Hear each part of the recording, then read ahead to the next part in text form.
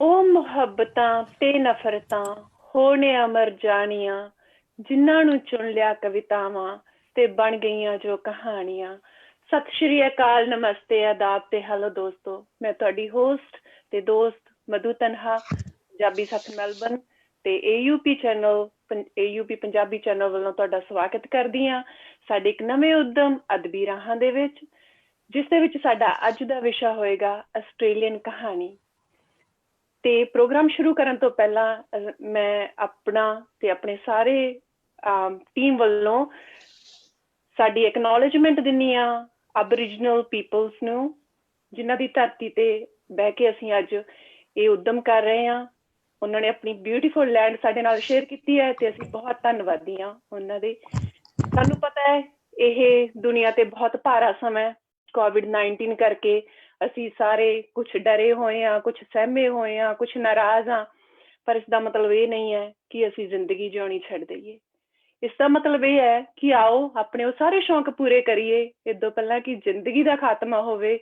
ਆਓ ਆਪਾਂ ਉਹ ਸਾਰੇ ਜਜ਼ਬੇ, ਸਾਰੀਆਂ ਭਾਵਨਾਵਾਂ ਉਲੱਦ ਦਈਏ, ਸ਼ੇਅਰ ਕਰੀਏ ਤੇ ਇਹੋ ਜਿਹੇ ਉਦਮਾਂ ਨਾਲ ਅਸੀਂ AUB ਪੰਜਾਬੀ ਚੈਨਲ ਤੇ ਪੰਜਾਬੀ ਸੱਥ ਮੈਲਬਨ ਅਕਸਰ ਤੁਹਾਡੀ ਮਹਿਫਲ ਦੇ ਵਿੱਚ ਹਿੱਸੇ ਬਣਦੇ ਰਹਿੰਦੇ ਹਾਂ ਤੇ ਤੁਹਾਨੂੰ ਹਿੱਸਾ ਬਣਾਉਂਦੇ ਰਹਿੰਦੇ ਹਾਂ।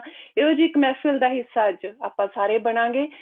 ਆਨਲਾਈਨ ਸਾਡੇ ਨਾਲ ਜੁੜੇ ਰਹੋ ਤੇ ਪਲੀਜ਼ ਆਪਣੇ ਕੁਐਸਚਨਸ ਸਾਨੂੰ ਡ੍ਰੌਪ ਕਰਦੇ ਰਹੋ ਕਮੈਂਟ ਬਾਕਸ ਦੇ ਵਿੱਚ। ਸ਼ੇਅਰ ਤੇ ਲਾਈਕ ਵੀ ਕਰਦੇ ਰਹੋ ਕਿਉਂਕਿ ਤੁਹਾਡਾ ਹੌਸਲਾ ਹੀ ਸਾਡੀ ਤਾਕਤ ਹੈ। ਪ੍ਰੋਗਰਾਮ ਨੂੰ ਅੱਗੇ ਵਧਾਉਂਦੇ ਹੋਏ ਜੀ ਮੈਂ ਤੁਹਾਨੂੰ ਇੰਟਰੋਡਿਊਸ ਕਰਾਉਣੀ ਆ ਸਾਡੇ ਅੱਜ ਦੇ ਮਹਿਮਾਨਾਂ ਨਾਲ। ਸਾਡੇ ਨਾਲ ਸਭ ਤੋਂ ਪਹਿਲਾਂ ਜੁੜੇ ਨੇ ਹਰਵਿੰਦਰ ਕੌਰ ਚਾਹਲ ਜੀ, ਜੋ ਕਿ ਐਡੀਲੇਡ ਆਸਟ੍ਰੇਲੀਆ ਤੋਂ ਨੇ।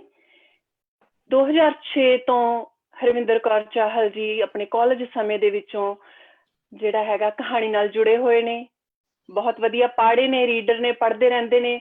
ਸ਼ੁਰੂਆਤ ਆਪਣੀ ਕ੍ਰੀਏਟਿਵ ਰਾਈਟਿੰਗ ਕੰਪੀਟੀਸ਼ਨਸ ਦੇ ਵਿੱਚ ਕੀਤੀ ਇਹਨਾਂ ਨੇ ਆਪਣੇ ਕਾਲਜ ਟਾਈਮ ਤੋਂ, ਤੇ ਉਦੋਂ ਤੋਂ ਹੀ ਜਿਹੜਾ ਹੈ ਆਪਣੀਆਂ ਕਹਾਣੀਆਂ ਰਚਦੇ ਆ ਰਹੇ ਨੇ।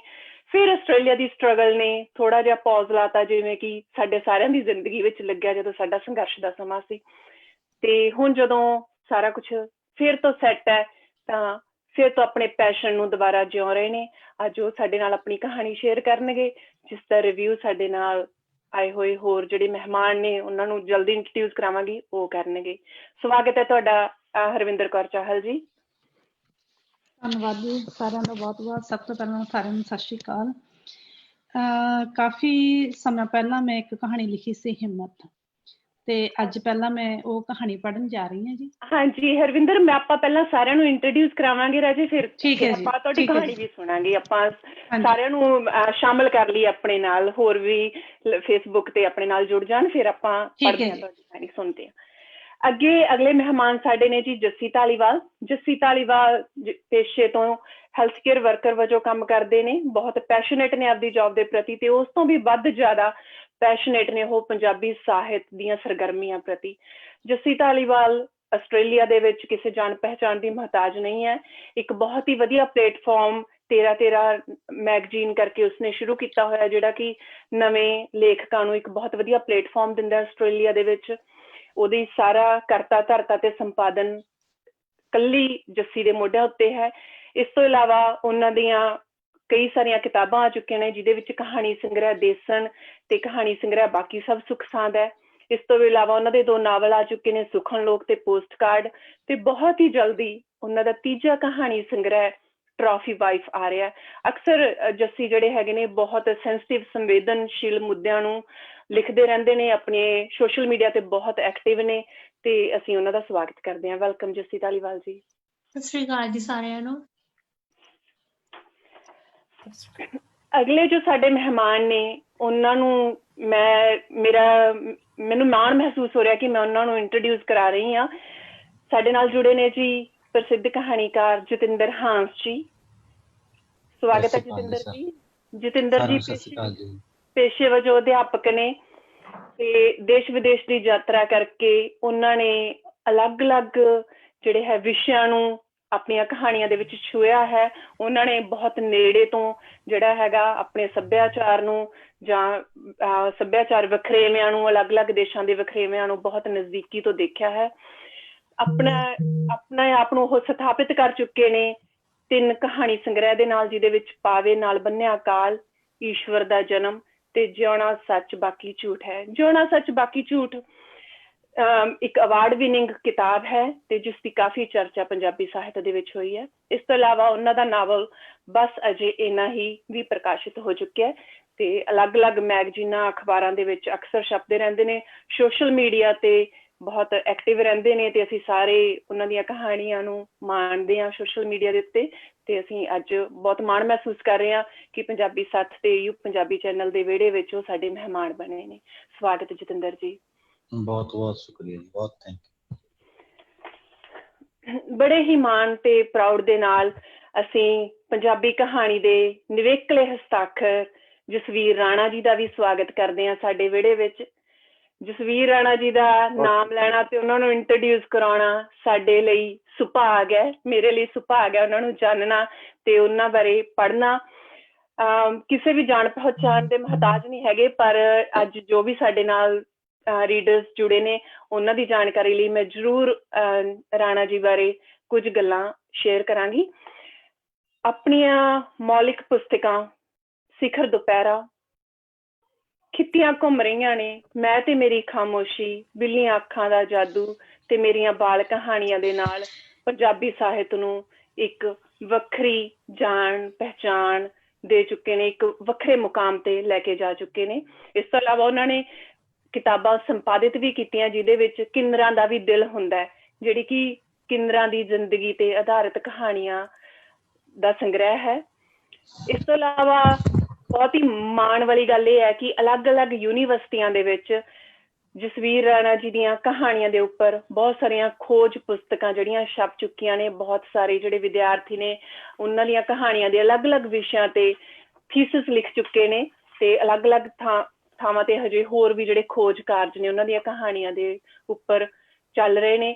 ਉਹਨਾਂ ਦੀਆਂ ਕਹਾਣੀਆਂ ਦਾ ਅਨੁਵਾਦ ਬਹੁਤ ਸਾਰੀਆਂ ਭਾਸ਼ਾਵਾਂ ਦੇ ਵਿੱਚ, ਜਿਹਦੇ ਵਿੱਚ ਹਿੰਦੀ, ਇੰਗਲਿਸ਼, ਸ਼ਾਹਮੁਖੀ, ਮਲਿਆਲਮ ਦੇ ਵਿੱਚ ਛਪ ਚੁੱਕਿਆ ਹੈ ਤੇ ਮਾਨ ਸਨਮਾਨਾਂ ਦੀ ਕੋਈ ਗਿਣਤੀ ਨਹੀਂ ਹੈ। ਮਾਨ ਸਨਮਾਨ ਉਹਨਾਂ ਨੂੰ ਹਰ ਖੇਤਰ ਦੇ ਵਿੱਚ ਅਵਾਰਡ ਵਿਨਿੰਗ ਰਹੇ ਨੇ ਉਹ। ਤੇ ਉਹਨਾਂ ਦੀ ਕਹਾਣੀ ਜਿਹੜੀ ਅੱਜ ਅਸੀਂ ਹੁਣ YouTube ਤੇ ਚੈਨਲ ਦੇ ਥਰੂ ਜੁੜੇ ਹੋਏ ਆ ਤੇ ਉਹਨਾਂ ਨੂੰ ਅਕਸਰ ਸੁਣਦੇ ਆ ਤੇ ਬਹੁਤ ਹੀ ਟਚਿੰਗ ਤੇ ਸੋਸ਼ਲ ਜਿਹੜੇ ਇਸ਼ੂਜ਼ ਨੇ ਉਹਨਾਂ ਨੂੰ ਉਭਾਰਦੀਆਂ ਨੇ ਤੇ ਅੱਜ ਅਸੀਂ ਆਪਦੇ ਵਿਹੜੇ ਵਿੱਚ ਉਹਨਾਂ ਦਾ ਵੀ ਹਾਰਦਿਕ ਸਵਾਗਤ ਕਰਦੇ ਹਾਂ। ਸਤਿ ਸ਼੍ਰੀ ਅਕਾਲ ਜੀ, ਬਹੁਤ ਸ਼ੁਕਰੀਆ। ਬਹੁਤ ਬਹੁਤ ਧੰਨਵਾਦ ਜੀ ਸਾਰਿਆਂ ਦਾ। ਤੇ ਸਾਡੇ ਨਾਲ ਜੋ ਵੀ ਜੁੜੇ ਨੇ ਉਹਨਾਂ ਨੂੰ ਮੈਂ ਇੱਕ ਵਾਰੀ ਫਿਰ ਬੇਨਤੀ ਕਰਦੀ ਹਾਂ ਕਿ ਤੁਹਾਡਾ ਕੋਈ ਵੀ ਕੁਐਸਚਨ ਹੈ, ਕੋਈ ਵੀ ਪ੍ਰਸ਼ਨ ਤੁਸੀਂ ਪੁੱਛਣਾ ਚਾਹੁੰਦੇ ਹੋ ਸਾਡੇ ਅੱਜ ਦੇ ਮਹਿਮਾਨਾਂ ਨੂੰ, ਕਮੈਂਟ ਬਾਕਸ ਦੇ ਵਿੱਚ ਡ੍ਰੌਪ ਕਰੋ ਤੇ ਅਸੀਂ ਬਾਅਦ ਦੇ ਵਿੱਚ ਤੁਹਾਡੇ ਕੁਐਸਚਨਸ ਨੂੰ ਵੀ ਜ਼ਰੂਰ ਲਵਾਂਗੇ। ਅਸੀਂ ਆਪਣੇ ਪ੍ਰੋਗਰਾਮ ਦੀ ਸ਼ੁਰੂਆਤ ਕਰਦੇ ਹਾਂ ਜੀ ਜੱਸੀ ਧਾਲੀਵਾਲ ਜੀ ਨਾਲ। ਜੱਸੀ ਧਾਲੀਵਾਲ ਅੱਜ ਆਪਣੀ ਇੱਕ ਕਹਾਣੀ ਪੜ੍ਹਨਗੇ ਤੇ ਆ ਜਾਓ ਸਾਰੇ ਫਿਰ ਆਪਾਂ ਜੁੜਦੇ ਹਾਂ ਜੱਸੀ ਧਾਲੀਵਾਲ ਨਾਲ। ਸਤਿ ਸ਼੍ਰੀ ਅਕਾਲ ਜੀ ਸਾਰੇ ਦੋਸਤਾਂ ਨੂੰ। ਮੈਂ ਸਭ ਤੋਂ ਪਹਿਲਾਂ ਪੰਜਾਬੀ ਸੱਥ ਮੈਲਬਰਨ ਦੀ ਟੀਮ ਮਧੂ ਸ਼ਰਮਾ ਜੀ ਅਤੇ ਕੁਲਜੀਤ ਕੌਰ ਗਜਲ ਜੀ ਅਤੇ AGP ਚੈਨਲ ਵੱਲੋਂ ਵਿਕਰਮਵੀਰ ਜੀ ਤੇ ਰਮਾ ਸੇਖੋਂ ਜੀ ਦਾ ਤਹਿ ਦਿਲੋਂ ਧੰਨਵਾਦ ਕਰਦੀ ਹਾਂ ਕਿ ਉਹਨਾਂ ਦੇ ਉਦਮ ਸਦਕਾ ਅੱਜ ਆਪਾਂ ਆਨਲਾਈਨ ਕਹਾਣੀ ਸਮਾਰੋਹ 'ਚ ਸਾਰੇ ਇਕੱਠੇ ਹੋਏ ਹਾਂ। ਮੈਂ ਆਸ ਕਰਦੀ ਹਾਂ ਕਿ ਆਉਣ ਵਾਲੇ ਸਮੇਂ ਵਿੱਚ ਵੀ ਇਹ ਪ੍ਰੋਗਰਾਮ ਇੰਝ ਹੀ ਹੁੰਦੇ ਰਹਿਣਗੇ। ਬਹੁਤਾ ਨਾ ਸਮਾਂ ਲੈਂਦੇ ਹੋਏ ਮੈਂ ਕਹਾਣੀ ਸੁਣਾਉਣੀ ਆਰੰਭ ਕਰਦੀ ਹਾਂ ਤੇ ਉਮੀਦ ਕਰਦੀ ਹਾਂ ਕਿ ਤੁਹਾਨੂੰ ਸਭ ਨੂੰ ਕਹਾਣੀ ਵਿਚਲੀਆਂ ਭਾਵਨਾਵਾਂ ਅਤੇ ਸੰਦੇਸ਼ ਦਿਲ ਨੂੰ ਛੂਹ ਜਾਣਗੇ। ਤੇ ਕਹਾਣੀ ਇਸ ਪ੍ਰਕਾਰ ਹੈ। ਇਹ ਕਹਾਣੀ ਮੇਰੀ ਆ ਚੁੱਕੀ ਕਿਤਾਬ ਬਾਕੀ ਸਭ ਸੁੱਖ ਸਾਂਦ ਦੇ ਵਿੱਚੋਂ ਹੈ। ਕਹਾਣੀ ਦਾ ਨਾਮ ਹੈ ਮਿੱਠੀ ਜੇਲ ਤੇ ਕਹਾਣੀ ਇਸ ਤਰ੍ਹਾਂ ਹੈ। ਸਵੇਰੇ ਉੱਠ WhatsApp ਚੈੱਕ ਕੀਤਾ ਤਾਂ ਅਮਨ ਦੀ ਇੱਕ ਸਹੇਲੀ ਨੇ ਸਟੇਟਸ ਪਾਇਆ ਹੋਇਆ ਸੀ, 10 ਸਾਲ ਪੂਰੇ ਹੋ ਗਏ ਅੱਜ ਆਸਟ੍ਰੇਲੀਆ। ਪੜ੍ਹ ਕੇ ਮਨ ਪ੍ਰਸੰਨ ਹੋ ਗਿਆ। ਰਾਤ ਦੇ 2 ਵਜੇ ਸਟੇਟਸ ਪਾਇਆ ਦੇਖ ਮਨ ਵਿੱਚ ਸ਼ੰਕਾ ਜਿਹੀ ਵੀ ਪੈਦਾ ਹੋਈ ਕਿ ਇੰਨੀ ਦੇਰ ਗਏ ਰਾਤ ਨੂੰ ਕਿਉਂ ਜਾਗ ਰਹੀ ਸੀ। ਫੋਨ ਕੀਤਾ, ਉਸਨੇ ਨਾ ਉਠਾਇਆ, ਫਿਰ ਕੀਤਾ, ਫਿਰ ਨਾ ਉਠਾਇਆ। ਸੋਫੇ ਤੇ ਬੈਠੀ ਕੱਪ ਉੱਥੇ ਹੀ ਰੱਖ ਅਮਨ ਤੋਂ ਉਸ ਬਾਰੇ ਸੋਚਣੀ ਤੋਂ ਹਿੱਲਿਆ ਹੀ ਨਾ ਗਿਆ। ਰਾਜੂ ਵੀਰੇ ਦੀ ਵਹੁਟੀ ਦਾ ਵੀਜ਼ਾ ਆ ਗਿਆ। ਘਰ ਵਿੱਚ ਖੁਸ਼ੀ ਦੀ ਲਹਿਰ ਫੈਲ ਗਈ ਸੀ। 4 ਕਮਰਿਆਂ ਦੇ ਘਰ ਵਿੱਚ ਰਹਿੰਦਿਆਂ ਦੀਆਂ ਸਾਡੀਆਂ ਗੱਲਾਂ ਅਕਸਰ ਹੀ ਚੱਲਦੀਆਂ ਰਹਿੰਦੀਆਂ। ਅਸੀਂ ਸਭ ਵਿਆਹੇ ਸਾਂ, ਰਾਜੂ ਹੀ ਕੁਆਰਾ ਸੀ। ਚਲੋ ਹੁਣ ਉਹ ਵੀ ਕਬੀਲਦਾਰ ਹੋ ਗਿਆ। ਉਂਝ ਭਾਵੇਂ ਫੋਟੋਆਂ ਵਿੱਚ ਦੇਖੀ ਸੀ, ਪਰ ਹਕੀਕਤ ਵਿੱਚ ਉਸਨੂੰ ਮਿਲਣ ਦੀ ਬੜੀ ਉਤਸੁਕਤਾ ਸੀ।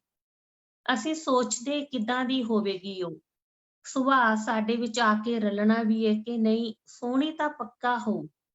ਰਾਜੂ ਵੀਰੇ ਦੀ ਪਸੰਦ ਇੰਨੀ ਮਾੜੀ ਨਹੀਂ ਆ। ਉਂਝ ਭਾਵੇਂ ਬਾਜ਼ਾਰ ਗਏ ਸਸਤੀ ਤੋਂ ਸਸਤੀ ਚੀਜ਼ ਚੁੱਕਣ, ਪਰ ਸੋਹਣੀ ਹੀ ਹੋਊ ਪੱਕਾ। ਅਖੀਰ ਕਰਦੇ ਕਰਾਉਂਦੇ ਉਸਨੂੰ ਮਿਲਣ ਦਾ ਦਿਨ ਆ ਹੀ ਗਿਆ। ਸਵਖਤੇ 8 ਵਜੇ ਜ਼ੋਰੋ ਜ਼ੋਰ ਮੀਂਹ ਪੈ ਰਿਹਾ ਸੀ। ਟੈਕਸੀ ਆ ਕੇ ਸਾਡੇ ਬੂਹੇ ਅੱਗੇ ਰੁਕੀ। ਅਸੀਂ ਸਾਰੇ ਬਾਰੀ ਥਾਈਂ ਦੇਖਣ ਲੱਗ ਪਏ ਕਿ ਕਦ ਉਹ ਬਾਹਰ ਨਿਕਲੇਗੀ, ਪਰ ਉਹ ਨਾ ਨਿਕਲੀ। ਰਾਜੂ ਇਕੱਲਾ ਹੀ ਅੰਦਰ ਆ ਗਿਆ। ਭਾਬੀ ਛਤਰੀ ਹੈਗੀ ਕੋਈ?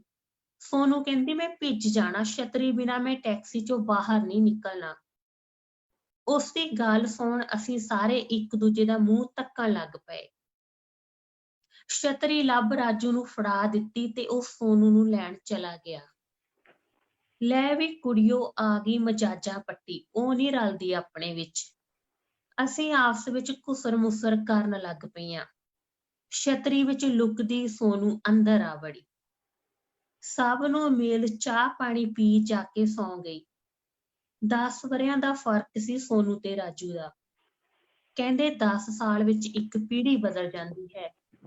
ਉਹਨਾਂ ਦੀ ਆਪਸ ਵਿੱਚ ਕਿੰਜ ਨਿਭੇਗੀ, ਮਨ ਸੋਚਣ ਲੱਗ ਪਿਆ।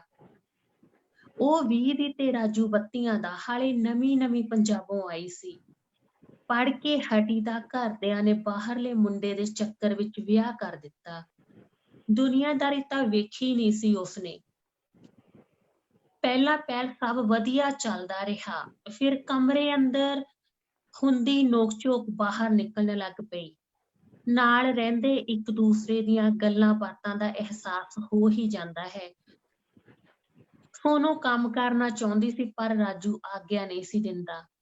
ਜੇ ਕਿਤੇ ਉਹ ਕਿਸੇ ਨਾਲ ਖੁੱਲ ਕੇ ਹੱਸ ਪੈਂਦੀ, ਰਾਜੂ ਉਸਨੂੰ ਥਾਂ ਹੀ ਝਿੜਕ ਦਿੰਦਾ। ਹਰ ਵਕਤ ਡਰ ਕੇ ਰਹਿ ਰਹੀ ਸੀ ਉਹ। ਪਹਿਲਾਂ ਤਾਂ ਅਸੀਂ ਚੁੱਪ ਰਹੇ। ਫਿਰ ਰਾਜੂ ਨੂੰ ਸਮਝਾਉਣ ਦੀ ਕੋਸ਼ਿਸ਼ ਕੀਤੀ। ਉਹ ਆਖ ਅਲੱਗ ਰਹਿਣ ਲੱਗ ਪਿਆ। ਤੁਸੀਂ ਮੇਰੀ ਨਿੱਜੀ ਜ਼ਿੰਦਗੀ ਵਿੱਚ ਦਖਲ ਅੰਦਾਜ਼ੀ ਕਰ ਰਹੇ ਹੋ। ਭਾਵੇਂ ਉਹ ਅਲੱਗ ਰਹਿਣ ਲੱਗ ਪਏ ਸਨ, ਪਰ ਅਸੀਂ ਆਪਣਾ ਪਿਆਰ ਸੋਨੂੰ ਨਾਲੋਂ ਟੁੱਟਣ ਨਾ ਦਿੱਤਾ। ਚੋਰੀ ਛਿਪੇ ਉਸਨੂੰ ਮਿਲਦੀਆਂ ਰਹੀਆਂ। ਅਸੀਂ ਉਸਦੀ ਜ਼ਿੰਦਾਦਿਲੀ ਕਾਇਮ ਕਰੀ ਰੱਖੀ। ਸਾਡੇ ਦੇਖਦਿਆਂ ਉਸਦੇ ਬੱਚਾ ਹੋ ਗਿਆ। ਹੁਣ ਜ਼ਿੰਦਗੀ ਕਾਫੀ ਬਦਲ ਗਈ ਉਸਦੀ। ਮਜਾਜਾਂ ਪੱਟੀ ਜ਼ਿੰਮੇਵਾਰ ਮਾਂ ਬਣ ਗਈ ਸੀ। ਹੱਸਣ ਦੀ ਥਾਂ ਮੁਸਕਰਾ ਦਿੰਦੀ ਸੀ। ਵੱਡੀਆਂ ਗੱਲਾਂ ਕਰਨ ਦੀ ਬਜਾਏ ਹਾਂਜੀ ਆਖ ਗੱਲ ਖਤਮ ਕਰ ਦਿੰਦੀ ਸੀ। ਮੈਂ ਆਖਦੀ, ਸੋਨੂੰ ਬਦਲ ਗਈ ਏ ਤੂੰ। ਨਹੀਂ ਦੀਦੀ, ਐਵੇਂ ਲੱਗਦਾ ਤੁਹਾਨੂੰ, ਆਖ ਗੱਲ ਤੇ ਪਰਦਾ ਪਾ ਦਿੰਦੀ। ਇੱਕ ਦਿਨ ਮੇਰੀ ਗੱਡੀ ਖਰਾਬ ਹੋ ਗਈ। ਕੰਮ ਤੇ ਜਾਣ ਲਈ ਬੱਸ ਫੜਨੀ ਪਈ। ਸਮੇਂ ਸਿਰ ਬੱਸ ਪਹੁੰਚ ਗਈ ਅਤੇ ਮੈਂ ਵਿੱਚ ਬੈਠ ਗਈ। ਬੱਸ ਡਰਾਈਵਰ ਪੰਜਾਬੀ ਹੋਣ ਕਰਕੇ ਅਸੀਂ ਗੱਲਬਾਤ ਕਰਨ ਲੱਗ ਪਏ। ਇੰਨੇ ਨੂੰ ਦੇਖਿਆ ਫੁੱਟਪਾਥ ਉੱਤੇ ਉਸਦੀ ਸੱਸ ਜਾ ਰਹੀਆਂ ਸਨ। ਦੋਵਾਂ ਵਿੱਚ ਕੋਹਾਂ ਦੀ ਦੂਰੀ ਸੀ। ਦੇਖ ਬੱਸ ਡਰਾਈਵਰ ਹੱਸ ਪਿਆ। ਸੋਨੂੰ ਮੇਰੀ ਸਹੇਲੀ ਸੀ, ਇਸ ਪੱਖੋਂ ਮੈਨੂੰ ਜਾਣਨ ਦੀ ਉਤਸੁਕਤਾ ਹੋਈ ਕਿ ਆਖਰ ਹੋਇਆ ਕੀ।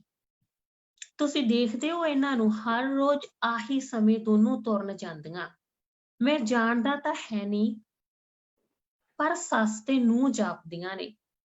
ਉਹ ਨੀਵੀਂ ਪਾਈ ਤੁਰੀ ਜਾਂਦੀ ਰਹਿੰਦੀ ਤੇ ਬੀਬੀ ਆਸ-ਪਾਸ ਦੇਖਦੀ ਰਹਿੰਦੀ ਕਿ ਕੋਈ ਝਾਕਦਾ ਤਾਂ ਨਹੀਂ ਉਸ ਵੱਲ।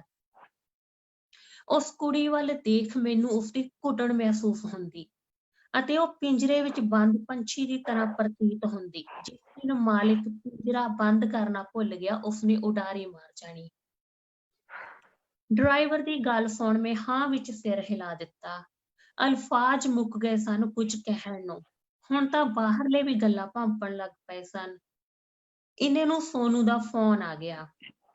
ਸੌਰੀ ਦੀਦੀ, ਬੀਬੀ ਕੋਲ ਸੀ ਉਦੋਂ ਤਾਂ ਫੋਨ ਨਹੀਂ ਚੁੱਕਿਆ। ਕੋਈ ਨਾ, ਆਥਣੇ ਘਰ ਆ ਜਾਵੀਂ, ਤੇਰੇ ਲਈ ਸਰਪ੍ਰਾਈਜ਼ ਆ। ਨਹੀਂ ਦੀਦੀ, ਰਾਜੂ ਤੇ ਬੀਬੀ ਨੇ ਆਉਣ ਨਹੀਂ ਦੇਣਾ। ਪੁੱਛ ਲਿਆ ਉਹਨਾਂ ਨੂੰ ਪਹਿਲਾਂ ਹੀ ਅਸੀਂ, ਤੂੰ ਆ ਜੀ ਬਸ। ਠੀਕ ਆ ਦੀਦੀ, ਦੇਖਦੀ ਆ ਮੈਂ। ਆਖ ਫੋਨ ਕੱਟ ਹੋ ਗਿਆ। ਆਥਣ ਵੇਲੇ ਸਭ ਇਕੱਠੀਆਂ ਹੋ ਗਈਆਂ, ਖਾ ਪੀ ਟਰੂਥ ਐਂਡ ਡੇਅਰ ਖੇਡਣ ਲੱਗ ਪਈਆਂ। ਘੁੰਮਦੇ ਘਮਾਉਂਦੇ ਬੋਤਲ ਸੋਨੂੰ ਤੇ ਆ ਗਈ। ਅੱਜ ਤੇਰਾ ਦਿਨ ਆ, ਉਸ ਨਾਲ ਮਿਲਦੇ ਸਵਾਲ ਪੁੱਛਦੇ ਆ। ਅਸੀਂ ਉਸਨੂੰ ਸਵਾਲ ਕੀਤੇ, ਕੀ ਤੂੰ ਖੁਸ਼ ਹੈ ਆਸਟ੍ਰੇਲੀਆ ਆ ਕੇ? ਕੀ ਪਾਇਆ ਕੀ ਖੋਇਆ? ਜੇ ਤੈਨੂੰ ਮੌਕਾ ਮਿਲੇ ਕੀ ਕਰੇਂਗੀ? ਸਾਰੇ ਸਵਾਲ ਉਸਨੂੰ ਅਸੀਂ ਇੱਕੋ ਸਾਹੇ ਪੁੱਛ ਲਏ। ਜਦੋਂ ਉਹ ਬੋਲੀ, ਜਦੋਂ ਪਿੰਡ ਸਾਂ ਮੈਂ ਇਕੱਲੀ ਸੀ, ਇੱਥੇ ਸੱਸ ਤੇ ਪਤੀ ਨਾਲ ਆ। ਉਦੋਂ ਮਨ ਮਰਜ਼ੀਆਂ ਕਰਦੀ ਸੀ, ਹੁਣ ਇਹਨਾਂ ਦੀ ਮਰਜ਼ੀ ਨਾਲ ਚੱਲਦੀ ਆ।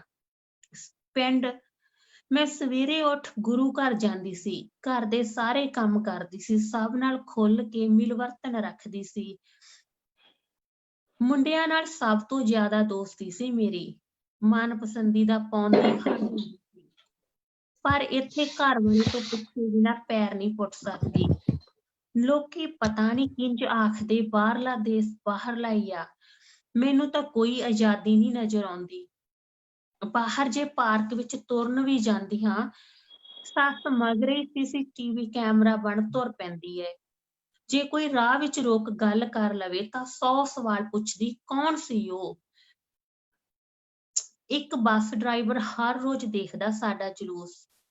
ਮੈਂ ਤਾਂ ਸ਼ਰਮ ਦੀ ਮਾਰੀ ਵੇਂਦੀ ਵੀ ਨਹੀਂ ਉਸ ਵੱਲ। ਬੀਬੀ ਆਖਦੀ ਏ, ਹੱਸਦਾ ਉਹ ਮੈਨੂੰ ਦੇਖ। ਕਈ ਵਾਰ ਦਿਲ ਕਰਦਾ ਜੇ ਉਹ ਹੱਸ ਹੀ ਰਿਹਾ ਤਾਂ ਚੰਗੀ ਤਰ੍ਹਾਂ ਹੱਸ ਪਵਾਂ ਉਸ ਨਾਲ।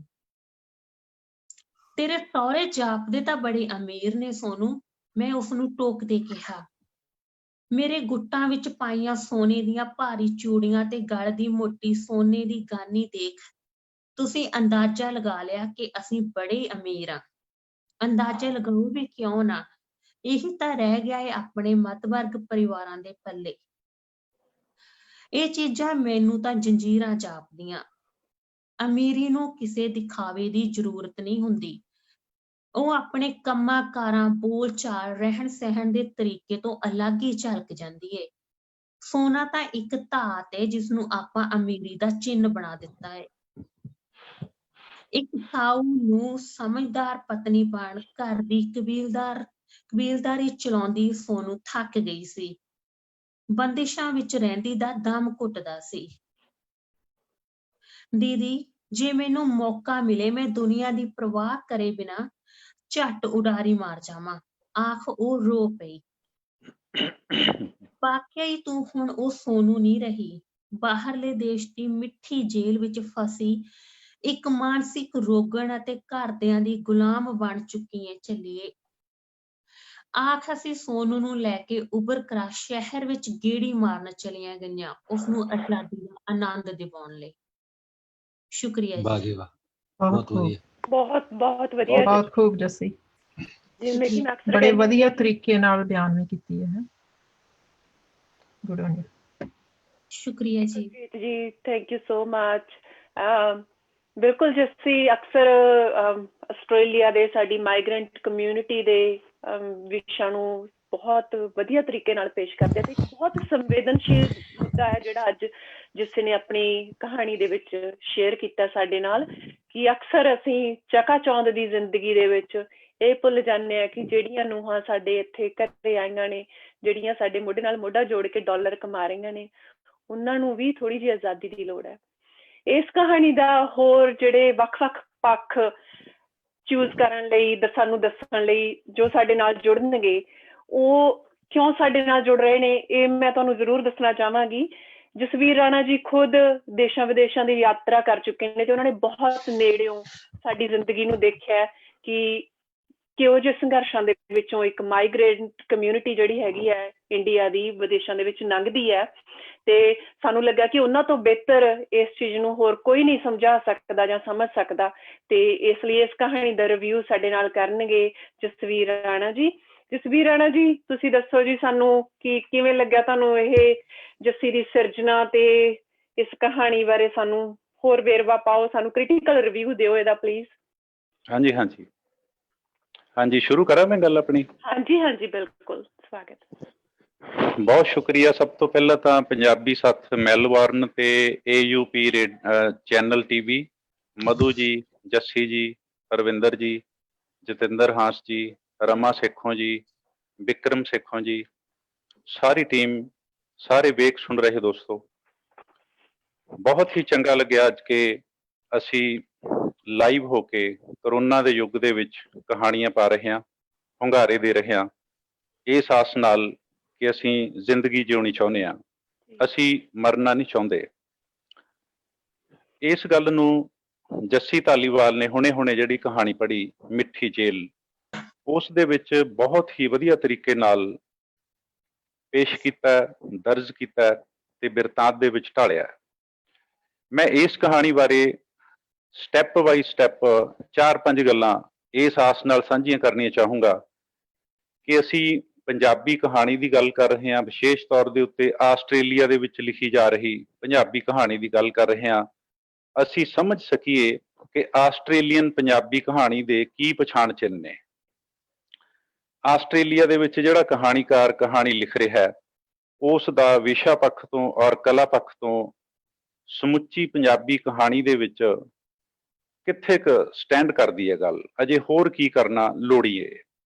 ਸੋ ਇਸ਼ਾਰਿਆਂ, ਸੁਝਾਵਾਂ ਦੇ ਨਾਲ ਮੈਂ ਇਸ ਕਹਾਣੀ ਦੇ ਵੱਖ-ਵੱਖ ਪੱਖਾਂ ਬਾਰੇ 5-4 ਗੱਲਾਂ ਸਾਂਝੀਆਂ ਕਰੂੰਗਾ।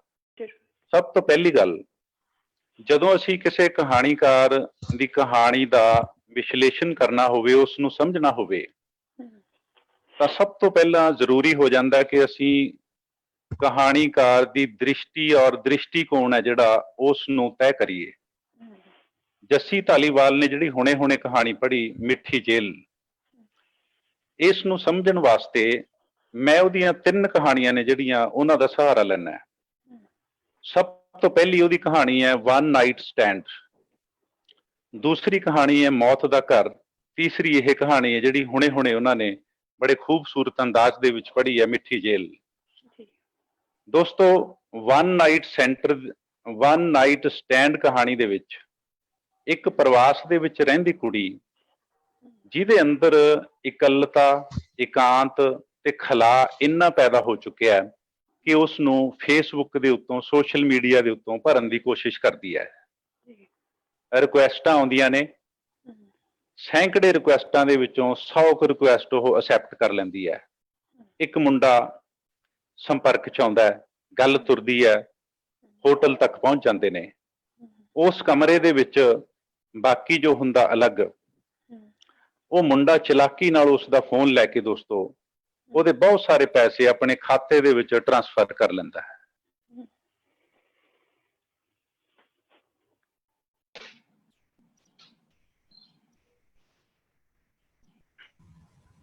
ਇਹ ਹੈ ਰਿਸ਼ਤਿਆਂ ਦੀ, ਮੁਹੱਬਤ ਦੀ ਰਾਜਨੀਤੀ ਕਿ ਖਲਾ ਭਰਨ ਵਾਸਤੇ ਉਸਨੇ ਸੋਸ਼ਲ ਮੀਡੀਆ ਦਾ ਸਹਾਰਾ ਲਿਆ। ਕੁਝ ਪਾਉਣ ਗਈ ਸੀ ਪਰ ਇੱਕ ਹੋਰ ਖਲਾ ਪੱਲੇ ਪਾ ਕੇ ਆ ਗਈ। ਦੂਸਰੀ ਉਹਦੀ ਕਹਾਣੀ ਮੌਤ ਦਾ ਘਰ। ਇੱਕ ਬੰਦੇ ਨੇ ਘਰ ਦੇ ਅੱਗੇ ਤਖਤੀ ਲਾ ਰੱਖੀ ਹੈ, ਲਿਖ ਕੇ ਲਾਇਆ ਹੋਇਆ ਕਿ ਜਿਹੜੇ ਮਰਨਾ ਚਾਹੁੰਦੇ ਨੇ, ਜਿਨ੍ਹਾਂ ਨੇ ਮਰਨਾ ਹੈ, ਕਿਵੇਂ ਮਰਨ, ਉਹ ਇੱਥੇ ਮਰਨ ਦੀ ਟ੍ਰੇਨਿੰਗ, ਸਿੱਖਿਆ ਜਾਂ ਜਾਂਚ ਦੱਸੀ ਜਾਂਦੀ ਹੈ, ਸਿਖਾਈ ਜਾਂਦੀ ਹੈ। ਦੋਸਤੋ, ਅਸੀਂ ਜ਼ਿੰਦਗੀ ਦੀ ਤਲਾਸ਼ ਵਿੱਚ ਮੌਤ ਦੇ ਬਹੁਤ ਨਜ਼ਦੀਕ ਆ ਗਏ ਹਾਂ। ਕਰੋਨਾ ਯੁੱਗ ਇਸ ਗੱਲ ਦਾ ਸਭ ਤੋਂ ਨੇੜੇ ਦਾ ਪ੍ਰਮਾਣ ਹੈ ਜੀ। ਇੱਕ ਬੰਦੇ ਵੱਲੋਂ ਮੌਤ ਕਿਵੇਂ ਬਿਹਾਜਣੀ ਹੈ, ਤੁਸੀਂ ਮਰਨਾ ਕਿਵੇਂ ਹੈ, ਮਰਨ ਦੀ ਜਾਂਚ ਕਿਵੇਂ ਹੁੰਦੀ ਹੈ, ਕਿਵੇਂ ਮਰਿਆ ਜਾਂਦਾ ਹੈ, ਕਿਵੇਂ ਮਰਿਆ ਜਾ ਸਕਦਾ ਹੈ ਸੌਖੇ ਤਰੀਕੇ ਨਾਲ, ਮੌਤ ਦੇ ਰੂਬਰੂ ਕਰਨ ਲਈ ਲੋਕਾਂ ਨੂੰ ਉਸ ਨੂੰ ਕਸਬ ਬਣਾ ਕੇ ਇੱਕ ਘਰ ਦੇ ਅੱਗੇ ਤਖਤੀ ਲਾ ਲੈਣੀ, ਆਪਣੇ ਆਪ ਦੇ ਵਿੱਚ ਇੱਕ ਬਹੁਤ ਖਤਰਨਾਕ ਗੱਲ ਵੀ ਹੈ ਤੇ ਪੰਜਾਬੀ ਕਹਾਣੀ ਦੇ ਵਿਸ਼ੇ ਪੱਖ ਤੋਂ ਇੱਕ ਨਵੀਂ ਗੱਲ ਵੀ ਹੈ। ਇਸ ਕਹਾਣੀ ਦੀ ਜੁਗਤ, ਇਸ ਦਾ ਨਾਮ, ਪਹਿਲੀ ਕਹਾਣੀ ਵਨ ਨਾਈਟ ਸਟੈਂਡ, ਉਸ ਦੀ ਜੁਗਤ ਤੇ ਉਸ ਦਾ ਨਾਮ ਜੱਸੀ ਧਾਲੀਵਾਲ ਦੀ ਕਹਾਣੀ ਕਲਾ ਦੇ ਖੂਬਸੂਰਤ ਪ੍ਰਮਾਣ ਨੇ। ਤੀਸਰਾ ਪ੍ਰਮਾਣ ਮਿੱਠੀ ਜੇਲ ਕਹਾਣੀ ਦੇ ਵਿੱਚ ਜੱਸੀ ਨੇ ਹੁਣੇ ਪੇਸ਼ ਕੀਤਾ। 3 ਕਹਾਣੀਆਂ ਨੂੰ ਮੈਂ ਇਸ ਕਰਕੇ ਜੋੜ ਕੇ ਗੱਲ ਕਰ ਰਿਹਾ ਤਾਂ ਕਿ ਅਸੀਂ ਜੱਸੀ ਧਾਲੀਵਾਲ ਦੀ ਬਤੌਰ ਕਹਾਣੀਕਾਰ ਦ੍ਰਿਸ਼ਟੀ ਔਰ ਦ੍ਰਿਸ਼ਟੀਕੋਣ ਦਾ ਨਿਸ਼ਾਨਦੇਹੀ ਹੈ ਜਿਹੜੀ ਕਰ ਸਕੀਏ। ਜੱਸੀ ਧਾਲੀਵਾਲ ਜ਼ਿੰਦਗੀ ਦੇ ਐਸੇ ਵਿਸ਼ਿਆਂ ਨੂੰ, ਐਸੇ ਸੰਕਟਾਂ ਨੂੰ, ਐਸੇ ਸਰੋਕਾਰਾਂ ਨੂੰ, ਐਸੇ ਮਸਲਿਆਂ ਨੂੰ ਵਿਸ਼ੇਸ਼ ਤੌਰ ਦੇ ਉੱਤੇ ਜਿਹੜੇ ਬੰਦੇ ਦੇ ਅੰਦਰ ਉਸ ਨੂੰ ਮਾਨਸਿਕ ਤੌਰ ਤੇ, ਉਹਨੂੰ ਜ਼ਹਿਨੀ ਤੌਰ ਤੇ, ਉਹਨੂੰ ਰੂਹਾਨੀ ਤੇ ਸਪਿਰਚੁਅਲ ਤੌਰ ਤੇ, ਉਹਦੀ ਆਤਮਾ ਨੂੰ, ਉਹਦੀ ਰੂਹ ਨੂੰ ਤੰਗ ਕਰਦੇ ਨੇ, ਤੋੜਦੇ ਨੇ, ਮਾਰਦੇ ਨੇ, ਜੀ ਉਹਨਾਂ ਗੱਲਾਂ ਨੂੰ, ਉਹਨਾਂ ਵਿਸ਼ਿਆਂ ਨੂੰ ਆਪਣੀ ਕਹਾਣੀ ਦੇ ਵਿੱਚ ਫੋਕਸ ਕਰਦੀ ਹੈ। ਜੀ ਤਿੰਨੇ ਕਹਾਣੀਆਂ ਦੇ ਵਿੱਚ ਸਾਂਝਾ ਸੂਤਰ ਬਣਦਾ ਹੈ ਕਿ ਤਿੰਨਾਂ ਦੇ ਵਿੱਚ ਜਿਹੜੇ ਪਾਤਰ ਨੇ ਉਹਨਾਂ ਦੇ ਅੰਦਰ ਇੱਕ ਬਹੁਤ ਵੱਡਾ ਖਲਾ ਹੈ, ਜੀ ਉਹਨਾਂ ਦੇ ਅੰਦਰ ਬਹੁਤ ਵੱਡੀ ਇੱਕ ਖਾਈ, ਟੋਆ ਪੈ ਚੁੱਕਿਆ ਹੈ। ਜੀ ਉਹਨਾਂ ਦੇ ਅੰਦਰ ਉਦਾਸੀ ਹੈ, ਅੰਤਰਮੁਖਤਾ ਹੈ, ਉਦਾਸੀਨਤਾ ਹੈ। ਵੱਖ-ਵੱਖ ਵਿਅਕਤੀਆਂ, ਵਸਤੂਆਂ ਤੇ ਵਰਤਾਰਿਆਂ ਵਿੱਚ ਕੋਈ ਇੰਨਾ ਰਸ ਨਹੀਂ ਰਿਹਾ, ਰਸਹੀਣ ਹੋ ਗਈ ਗੱਲ। ਜੀ ਅਤ੍ਰਿਪਤ, ਅਸੰਤੁਸ਼ਟ, ਉਦਾਸ, ਸ਼ਾਂਤ, ਇਕੱਲੇ ਖਲਾ ਦੇ ਨਾਲ ਜੂਝਦੇ, ਖਾਸ ਤੌਰ ਦੇ ਤੇ ਅੰਦਰਲੇ ਖਲਾ ਨਾਲ ਜੂਝਦੇ ਪਾਤਰਾਂ ਦੀ ਜ਼ਿੰਦਗੀ ਦੇ ਇੱਕ ਸਾਂਝੇ ਸੰਕਟ ਨੂੰ ਜੱਸੀ ਆਪਣੀ ਕਹਾਣੀ ਦੇ ਵਿੱਚ ਕੇਂਦਰ ਬਿੰਦੂ ਬਣਾਉਂਦੀ ਹੈ। ਮਿੱਠੀ ਜੇਲ੍ਹ ਕਹਾਣੀ ਦੇ ਵਿੱਚ ਵੀ ਇਸੇ ਗੱਲ ਨੂੰ ਉਹ ਪਹਿਲੀਆਂ ਦੋ ਕਹਾਣੀਆਂ ਦੇ ਸਮਾਨ ਅੰਤਰ ਅੱਗੇ ਤੋਰਦੀ ਹੈ। ਸਥਾਨ ਅਲੱਗ ਨੇ, ਪਾਤਰ ਅਲੱਗ ਨੇ, ਔਰ ਵਸਤੂਆਂ ਅਲੱਗ ਨੇ, ਉਹਨਾਂ ਦੇ ਨਾਮ ਅਲੱਗ ਨੇ, ਰਿਸ਼ਤੇ ਅਲੱਗ ਨੇ, ਪਰ ਮਸਲਾ ਇੱਕ ਹੈ।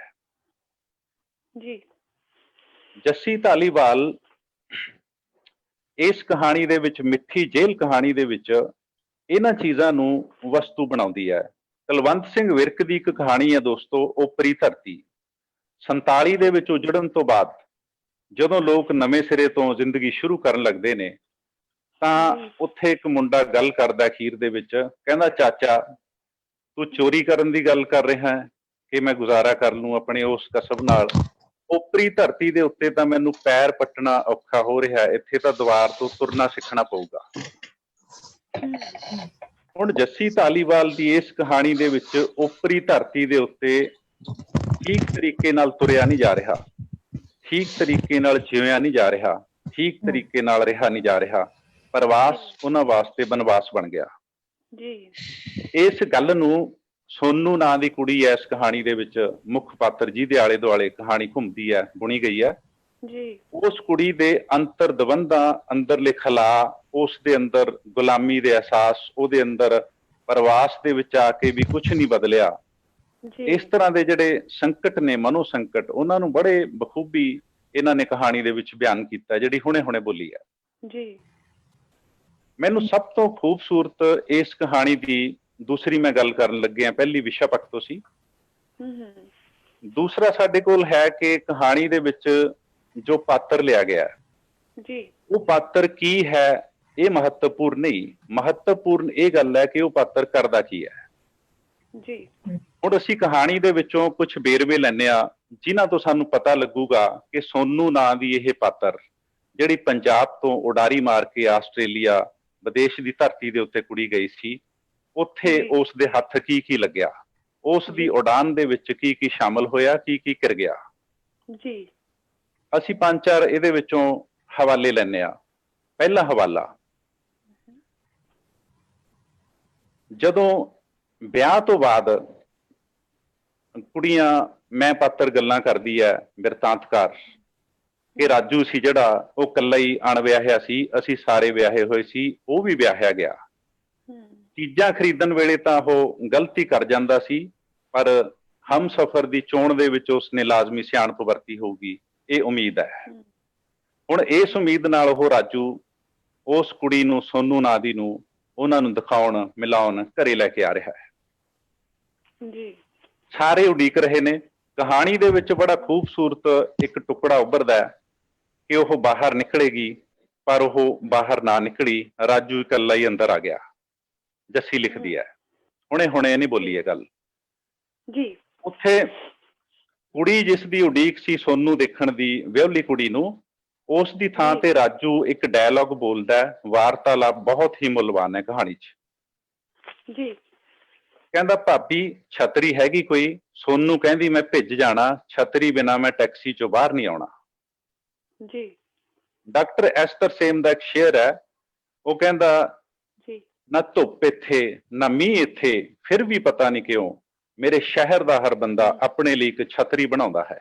ਵਾਹ ਜੀ ਵਾਹ। ਹੁਣ ਛਤਰੀ ਹੈ ਜਿਹੜੀ, ਇੱਥੇ ਬਹੁਤ ਸੋਹਣਾ ਪ੍ਰਤੀਕ ਜੱਸੀ ਨੇ ਵਰਤਿਆ ਕਹਾਣੀ ਦੇ ਵਿੱਚ। ਬਾਰਿਸ਼ ਬਾਹਰ ਜਿਹੜੀ ਹੋ ਰਹੀ ਹੈ, ਇਹ ਸ਼ਬਦ ਦੀ ਅਵਿਦਾ ਸ਼ਕਤੀ ਹੈ, ਪਹਿਲੇ ਪੱਧਰ ਦੀ ਸ਼ਕਤੀ ਹੈ, ਜਿਹਦੇ ਤਹਿਤ ਅਸੀਂ ਅਰਥ ਲੈਂਦੇ ਹਾਂ ਕਿ ਬਾਹਰੇ ਬਾਰਿਸ਼ ਹੋ ਰਹੀ ਹੈ, ਭਿੱਜ ਜਾਣ ਦੇ ਡਰ ਤੋਂ ਸੋਨੂੰ ਛਤਰੀ ਮੰਗ ਰਹੀ ਹੈ। ਪਰ ਅਸਲ ਗੱਲ ਇਹ ਨਹੀਂ, ਇਸ ਗੱਲ ਦੇ ਪਿੱਛੇ ਇੱਕ ਹੋਰ ਗੱਲ ਹੈ ਜੀ। ਸੋਨੂੰ ਉਪਰੀ ਧਰਤੀ ਦੇ ਉੱਤੇ ਆ ਗਈ, ਹੁਣ ਉਹ ਉੱਪਰੇ ਲੋਕਾਂ ਦੇ ਵਿੱਚ ਪ੍ਰਵੇਸ਼ ਕਰਨ ਲੱਗੀ ਹੈ। ਉਸ ਦਾ ਇੱਕ ਉਪਰੀ ਜ਼ਿੰਦਗੀ ਨਾਲ ਵਾਹ ਵਾਸਤਾ ਪੈ ਕੇ ਜੀਵਨ ਸਫ਼ਰ ਸ਼ੁਰੂ ਹੋਣ ਲੱਗਿਆ ਹੈ ਜੀ। ਉਸ ਦੇ ਵਿੱਚ ਬਾਰਿਸ਼ ਹੋਊਗੀ, ਗੱਲਾਂ ਦੀ, ਉਪਰੀਆਂ ਗੱਲਾਂ ਦੀ, ਉਪਰੀ ਅਹਿਸਾਸਾਂ ਦੀ, ਉਪਰੀ ਧਰਤੀ ਦੀ।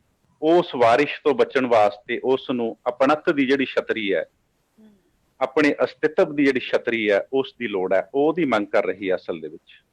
ਜੱਸੀ ਇਸ ਗੱਲ ਨੂੰ ਅਸਿੱਧੇ ਢੰਗ ਨਾਲ ਬਹੁਤ ਹੀ ਬਖੂਬੀ ਇਸ ਪ੍ਰਤੀਕ ਨਾਲ, ਇਸ ਫਿਕਰੇ ਨਾਲ ਕਹਾਣੀ ਦੇ ਵਿੱਚ ਅੰਕਿਤ ਕਰਦੀ ਹੈ, ਜਿਹੜੀ ਇਸ ਕਹਾਣੀ ਦੀ ਮੈਨੂੰ ਲੱਗਿਆ ਕਿ ਬਹੁਤ ਵੱਡੀ ਖੂਬੀ ਹੈ। ਦੂਸਰਾ ਵੇਰਵਾ, ਸੋਨੂੰ ਬਾਅਦ ਦੇ ਵਿੱਚ ਗੱਲਾਂ ਕਰਦੀ ਹੈ, ਕਹਿੰਦੀ ਜਦੋਂ ਮੈਂ ਪਿੰਡ ਹੁੰਦੀ ਸੀ ਤਾਂ ਸਵੇਰੇ ਉੱਠ ਕੇ ਗੁਰਦੁਆਰੇ ਜਾਂਦੀ ਸੀ, ਘਰ ਦਾ ਕੰਮ ਕਰਦੀ ਸੀ, ਆਪਣਾ ਮਨਪਸੰਦ ਖਾਉਂਦੀ ਹੰਡਾਉਂਦੀ ਸੀ। ਹੁਣ ਇਸ ਟੁਕੜੇ ਦੇ ਵਿੱਚ ਇੱਕ ਸਤਰ ਆਉਂਦੀ ਹੈ, ਜੱਸੀ ਲਿਖਦੀ ਹੈ ਕਿ ਸਵੇਰੇ ਉੱਠ ਕੇ ਮੈਂ ਪਿੰਡ ਗੁਰਦੁਆਰੇ ਜਾਂਦੀ ਸੀ। ਕਹਾਣੀ ਦੀ ਜਿਹੜੀ ਪਹਿਲੀ ਸਤਰ ਹੈ, ਤੁਸੀਂ ਧਿਆਨ ਨਾਲ ਸੁਣੀ ਹੋਵੇ ਜੇਕਰ, ਜੱਸੀ ਨੇ ਕਿਹਾ ਕਿ ਸਵੇਰੇ ਉੱਠ WhatsApp ਚੈੱਕ ਕੀਤਾ। ਪੰਜਾਬ ਦੀ ਧਰਤੀ ਤੇ ਆਪਣੇ ਘਰ ਦੇ ਵਿੱਚ, ਆਪਣੇ ਪਰਿਵਾਰ ਤੇ ਲੋਕਾਂ ਦੇ ਵਿੱਚ ਸਵੇਰੇ ਉੱਠ ਕੇ ਪਾਤਰ ਗੁਰਦੁਆਰੇ ਜਾਂਦੀ ਸੀ। ਧਰਤੀ ਬਦਲਣ ਨਾਲ, ਘਰ, ਸਥਾਨ, ਪਰਿਵਾਰ ਤੇ ਰਿਸ਼ਤੇ ਬਦਲਣ ਨਾਲ, ਜ਼ਿੰਦਗੀ ਦਾ ਸਿਨੈਰੀਓ ਬਦਲਣ ਨਾਲ, ਦ੍ਰਿਸ਼ ਬਦਲਣ ਨਾਲ ਉਸ ਦਾ ਕਾਰਜ ਵੀ ਬਦਲ ਗਿਆ ਜੀ, ਜਿਹੜਾ ਰੂਹਾਨੀ ਤੋਂ ਹੋ ਕੇ ਮਸ਼ੀਨੀ ਹੋ ਗਿਆ ਹੈ। ਇਹ ਤਬਦੀਲੀ ਹੈ ਜਿਹੜੀ, ਇਹ ਚੇਂਜ ਹੈ ਮਨੁੱਖੀ ਵਿਵਹਾਰ 'ਚ, ਜ਼ਿੰਦਗੀ 'ਚ ਔਰ ਸਮੁੱਚੇ ਸਮਾਜ 'ਚ। ਜੱਸੀ ਇਹਨੂੰ ਬੜੇ ਹੀ ਖੂਬਸੂਰਤ ਤਰੀਕੇ ਨਾਲ ਬਿਆਨ ਕਰਦੀ ਹੈ ਜੀ। ਉਹੀ ਪਾਤਰ ਉੱਥੇ ਗੁਰਦੁਆਰੇ ਜਾਂਦੀ ਸੀ ਸਵੇਰੇ ਉੱਠ ਕੇ, ਇੱਥੇ ਪਾਤਰ ਹੈ ਜਿਹੜੀ ਸ਼ੁਰੂ ਦੇ ਵਿੱਚ ਇੱਕ ਸਵੇਰੇ ਉੱਠ ਕੇ WhatsApp ਚੈੱਕ ਕਰਦੀ ਹੈ। ਇਹ ਤਬਦੀਲੀ, ਇਹ ਬਦਲਾਅ ਸਾਡੀਆਂ ਸੋਚਾਂ, ਸਾਡੇ ਖਿਆਲਾਂ, ਸਾਡੇ ਕੰਮਾਂ, ਸਾਡੇ ਵਿਵਹਾਰ, ਸਾਡੇ ਰਿਸ਼ਤੇ, ਇਹਨਾਂ ਦੀ ਰੂਪ ਰੇਖਾ ਕੀ ਹੋਊਗੀ, ਇਹ ਬਦਲਾਅ ਇਸ ਗੱਲ ਨੂੰ ਤੈਅ ਕਰਦਾ ਹੈ। ਜੱਸੀ ਇਹਨਾਂ ਦੋ ਫਿਕਰਿਆਂ ਦੇ ਰਾਹੀਂ, ਇੱਕ ਸ਼ੁਰੂ 'ਚ ਲਿਖ ਕੇ, ਇੱਕ ਅੱਗੇ ਅੱਧ ਤੋਂ ਗਾਹਾਂ ਜਾ ਕੇ ਲਿਖ ਕੇ, ਆਪਣੀ ਜਿਹੜੀ ਦ੍ਰਿਸ਼ਟੀ ਹੈ, ਆਪਣਾ ਜਿਹੜਾ ਦ੍ਰਿਸ਼ਟੀਕੋਣ ਹੈ ਕਹਾਣੀਕਾਰ ਦਾ ਹੁੰਦਾ, ਉਸ ਨੂੰ ਪਰਿਭਾਸ਼ਿਤ ਕਰਦੀ ਹੈ, ਪ੍ਰਮਾਣਿਤ ਕਰਦੀ ਹੈ ਕਿ ਚੀਜ਼ਾਂ ਨੂੰ ਐਂ ਦੇਖੀਦਾ ਹੁੰਦਾ ਹੈ, ਚੀਜ਼ਾਂ ਨੂੰ ਐਂ ਸਮਝੀਦਾ ਹੁੰਦਾ, ਇਸ ਤਰ੍ਹਾਂ ਲਿਖੀਦਾ ਹੁੰਦਾ ਔਰ ਕਹਾਣੀ ਦੇ ਵਿੱਚ ਦਰਜ ਕਰੀਦਾ ਹੁੰਦਾ ਹੈ ਜੀ। ਇਹ ਇੱਕ ਦੂਸਰੀ ਗੱਲ ਇਹਦੀ ਕਹਾਣੀ ਕਲਾ ਦਾ ਹੋਰ ਵੀ ਬੜਾ ਖੂਬਸੂਰਤ ਮੈਨੂੰ ਪ੍ਰਮਾਣ ਲੱਗਿਆ। ਸੌਰੀ। ਹੁਣ ਤੀਸਰੀ ਗੱਲ ਜਿਹੜੀ ਮੈਂ ਕਰਨ ਲੱਗਿਆ, ਉਹ ਇਸ ਤੋਂ ਵੀ ਜ਼ਿਆਦਾ ਮਹੱਤਵਪੂਰਨ ਹੈ ਜੀ। ਜੱਸੀ ਦੇ ਪਾਤਰ ਛਤਰੀ ਮੰਗ ਰਹੇ ਨੇ। ਜੱਸੀ ਦੀ ਇਸ ਕਹਾਣੀ ਦੇ ਵਿੱਚ ਗੁਰਦੁਆਰੇ ਸਵੇਰੇ ਜਾਣਾ ਛੱਡ ਚੁੱਕੇ ਨੇ ਔਰ WhatsApp ਚੈੱਕ ਕੀਤਾ ਜਾਣ ਦਾ ਕਾਰਜ ਉਹਨਾਂ ਨੇ ਸ਼ੁਰੂ ਕੀਤਾ ਹੋਇਆ ਜੀ। ਪਾਤਰ ਇਹ ਜਿਹੜਾ ਵਿਵਹਾਰ ਕਰ ਰਹੇ ਨੇ, ਲਾਜ਼ਮੀ ਤੌਰ ਦੇ ਉੱਤੇ ਇਹ ਘਰ ਦੇ ਵਿੱਚੋਂ ਨਿਕਲ ਜਾਣ ਦਾ ਪ੍ਰਤੀਕ ਹੈ, ਘਰ ਛੱਡ ਦੇਣ ਦਾ ਪ੍ਰਤੀਕ ਹੈ। ਅਸੀਂ ਲੇਖ ਪੜ੍ਹਿਆ ਸੀ ਸਕੂਲਾਂ ਦੇ ਵਿੱਚ, ਘਰ ਦਾ ਪਿਆਰ, ਜਿਹਦੇ ਵਿੱਚ ਲੇਖਕ ਕਹਿੰਦਾ ਕਿ 4 ਇੱਟਾਂ ਵੱਟਿਆਂ ਦੇ ਮਕਾਨ ਨੂੰ ਘਰ ਨਹੀਂ ਕਹਿੰਦੇ, ਜਿੱਥੇ ਮਨੁੱਖ ਦੇ ਰਿਸ਼ਤੇ ਪਲਦੇ ਨੇ, ਸੱਧਰਾਂ ਪਲਦੀਆਂ ਨੇ, ਉਹਦਾ ਪਿਆਰ ਪਲਦਾ ਹੈ, ਜਿੱਥੇ ਸਾਰੀ ਦੁਨੀਆ ਦੀ ਦਿਨ ਭਰ ਦੀ ਖੱਟੀ ਕਮਾਈ ਕਰਨ ਤੋਂ ਬਾਅਦ ਸ਼ਾਮ ਨੂੰ ਪਰਤ ਆਉਣ ਨੂੰ ਤੁਹਾਡਾ ਜੀ ਕਰਦਾ ਹੈ, ਉਸ ਥਾਂ ਨੂੰ ਘਰ ਕਹਿੰਦੇ ਨੇ। ਅਸੀਂ ਘਰ ਦੀ ਪਰਿਭਾਸ਼ਾ ਹੁਣ ਤੱਕ ਇਹ ਲੈ ਰੱਖੀ ਸੀ। ਜੱਸੀ ਦੀ ਕਹਾਣੀ ਦੇ ਵਿੱਚ ਇੱਕ ਸਤਰ ਆਉਂਦੀ ਹੈ ਕਿ 4 ਕਮਰਿਆਂ ਦੇ ਘਰ ਵਿੱਚ ਰਹਿੰਦਿਆਂ ਦੀਆਂ ਸਾਡੀਆਂ ਗੱਲਾਂ ਅਕਸਰ ਹੀ ਚੱਲਦੀਆਂ ਰਹਿੰਦੀਆਂ। ਰਾਜੂ ਵੀਰੇ ਦੀ ਵਹੁਟੀ ਦਾ ਵੀਜ਼ਾ ਆ ਗਿਆ, ਇੱਥੇ ਅੰਡਰਲਾਈਨ ਕੀਤਾ ਮੈਂ, 4 ਕਮਰਿਆਂ ਦਾ ਘਰ। ਸਾਡਾ ਜਿਹੜਾ ਇੱਕ ਰਵਾਇਤੀ ਟ੍ਰੈਡੀਸ਼ਨਲ, ਖਾਸ ਤੌਰ ਦੇ ਉੱਤੇ ਪੰਜਾਬੀ ਸਮਾਜ ਦੇ ਵਿੱਚ, ਹੋਰ ਸੱਭਿਆਚਾਰਾਂ 'ਚ ਵੀ ਇਹ ਲਾਗੂ ਹੁੰਦਾ ਸੰਕਲਪ ਜੀ, ਜਿਹੜਾ ਸਾਡਾ ਉਹ ਘਰ ਸੀ, ਇੱਕ ਪਰਿਭਾਸ਼ਾ ਸੀ ਉਹਦੀ, ਉਹ 4 ਕਮਰਿਆਂ ਦੇ ਘਰ ਦੇ ਵਿੱਚ ਤਬਦੀਲ ਹੋ ਗਈ। ਕਹਾਣੀ ਸਾਨੂੰ ਦੱਸਦੀ ਹੈ ਜੀ, ਜਦੋਂ ਹੁਣ ਮਨੁੱਖ 4 ਕਮਰਿਆਂ ਦੇ ਘਰ ਦੇ ਵਿੱਚ ਰਹਿ ਰਿਹਾ ਹੈ, ਲਾਜ਼ਮੀ ਤੌਰ ਦੇ ਉੱਤੇ ਉਹ ਖੰਡਿਤ ਮਨੁੱਖ ਹੈ। ਉਸ ਦੇ ਅੰਦਰ ਇੱਕ ਨਹੀਂ, ਦੋ ਨਹੀਂ, ਤਿੰਨ ਨਹੀਂ, 4 ਟੁਕੜੇ ਹੋ ਚੁੱਕੇ ਨੇ। ਉਹ ਚਾਰੇ ਦਿਸ਼ਾਵਾਂ ਦੇ ਵਿੱਚ ਫੈਲ ਚੁੱਕਿਆ ਹੈ, ਖਿੰਡ ਚੁੱਕਿਆ ਹੈ। ਵਾਹ। ਜਿੰਨੇ ਵੀ ਉਹ ਕਾਰਜ ਕਰਦਾ, ਜਿੰਨੇ ਵੀ ਉਹ ਖਿਆਲ ਸੋਚਦਾ, ਜਿੰਨੀਆਂ ਵੀ ਉਹ ਗੱਲਾਂ ਬੋਲਦਾ, ਸਾਰੀਆਂ ਆਪਣੇ ਖਿਲਰੇ ਹੋਏ ਆਪੇ ਨੂੰ ਇਕੱਠਾ ਕਰਨ ਦੀ ਜੁਗਤ ਨੇ। ਮਨੋ ਵਿਸ਼ਲੇਸ਼ਣ ਕਰਦੀ ਹੈ ਜੱਸੀ ਧਾਲੀਵਾਲ ਦੀ ਕਥਾ ਦ੍ਰਿਸ਼ਟੀ, ਜੀ ਪਾਤਰਾਂ ਦਾ, ਸਥਿਤੀਆਂ ਦਾ, ਵਰਤਾਰਿਆਂ ਦਾ, ਸੰਕਟਾਂ ਦਾ। ਜੀ ਇੱਕ ਹੋਰ ਜਿਹੜੀ ਮੈਨੂੰ ਗੱਲ ਕਹਾਣੀ ਦੇ ਵਿੱਚ ਕਰਨਯੋਗ ਲੱਗੀ,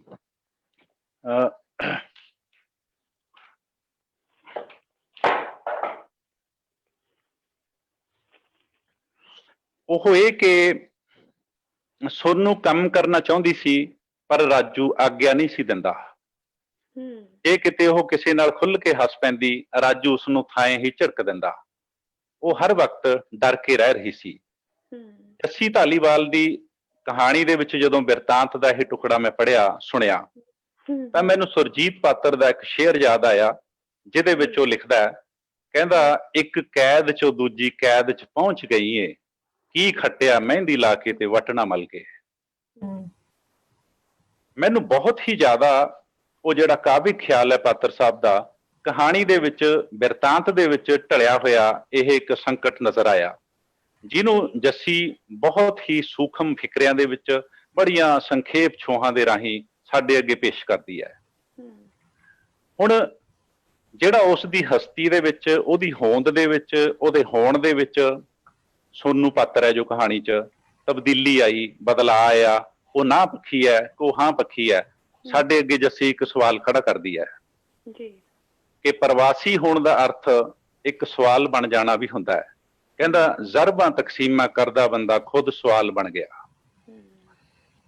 ਜੱਸੀ ਸਤਰ ਲਿਖਦੀ ਹੈ ਕਿ ਉਸ ਦੇ ਬੱਚਾ ਹੋ ਗਿਆ, ਹੁਣ ਜ਼ਿੰਦਗੀ ਕਾਫੀ ਬਦਲ ਗਈ, ਮਜਾਜਾਂ ਪੱਟੀ, ਜ਼ਿੰਮੇਵਾਰ ਮਾਂ ਬਣ ਗਈ ਸੀ।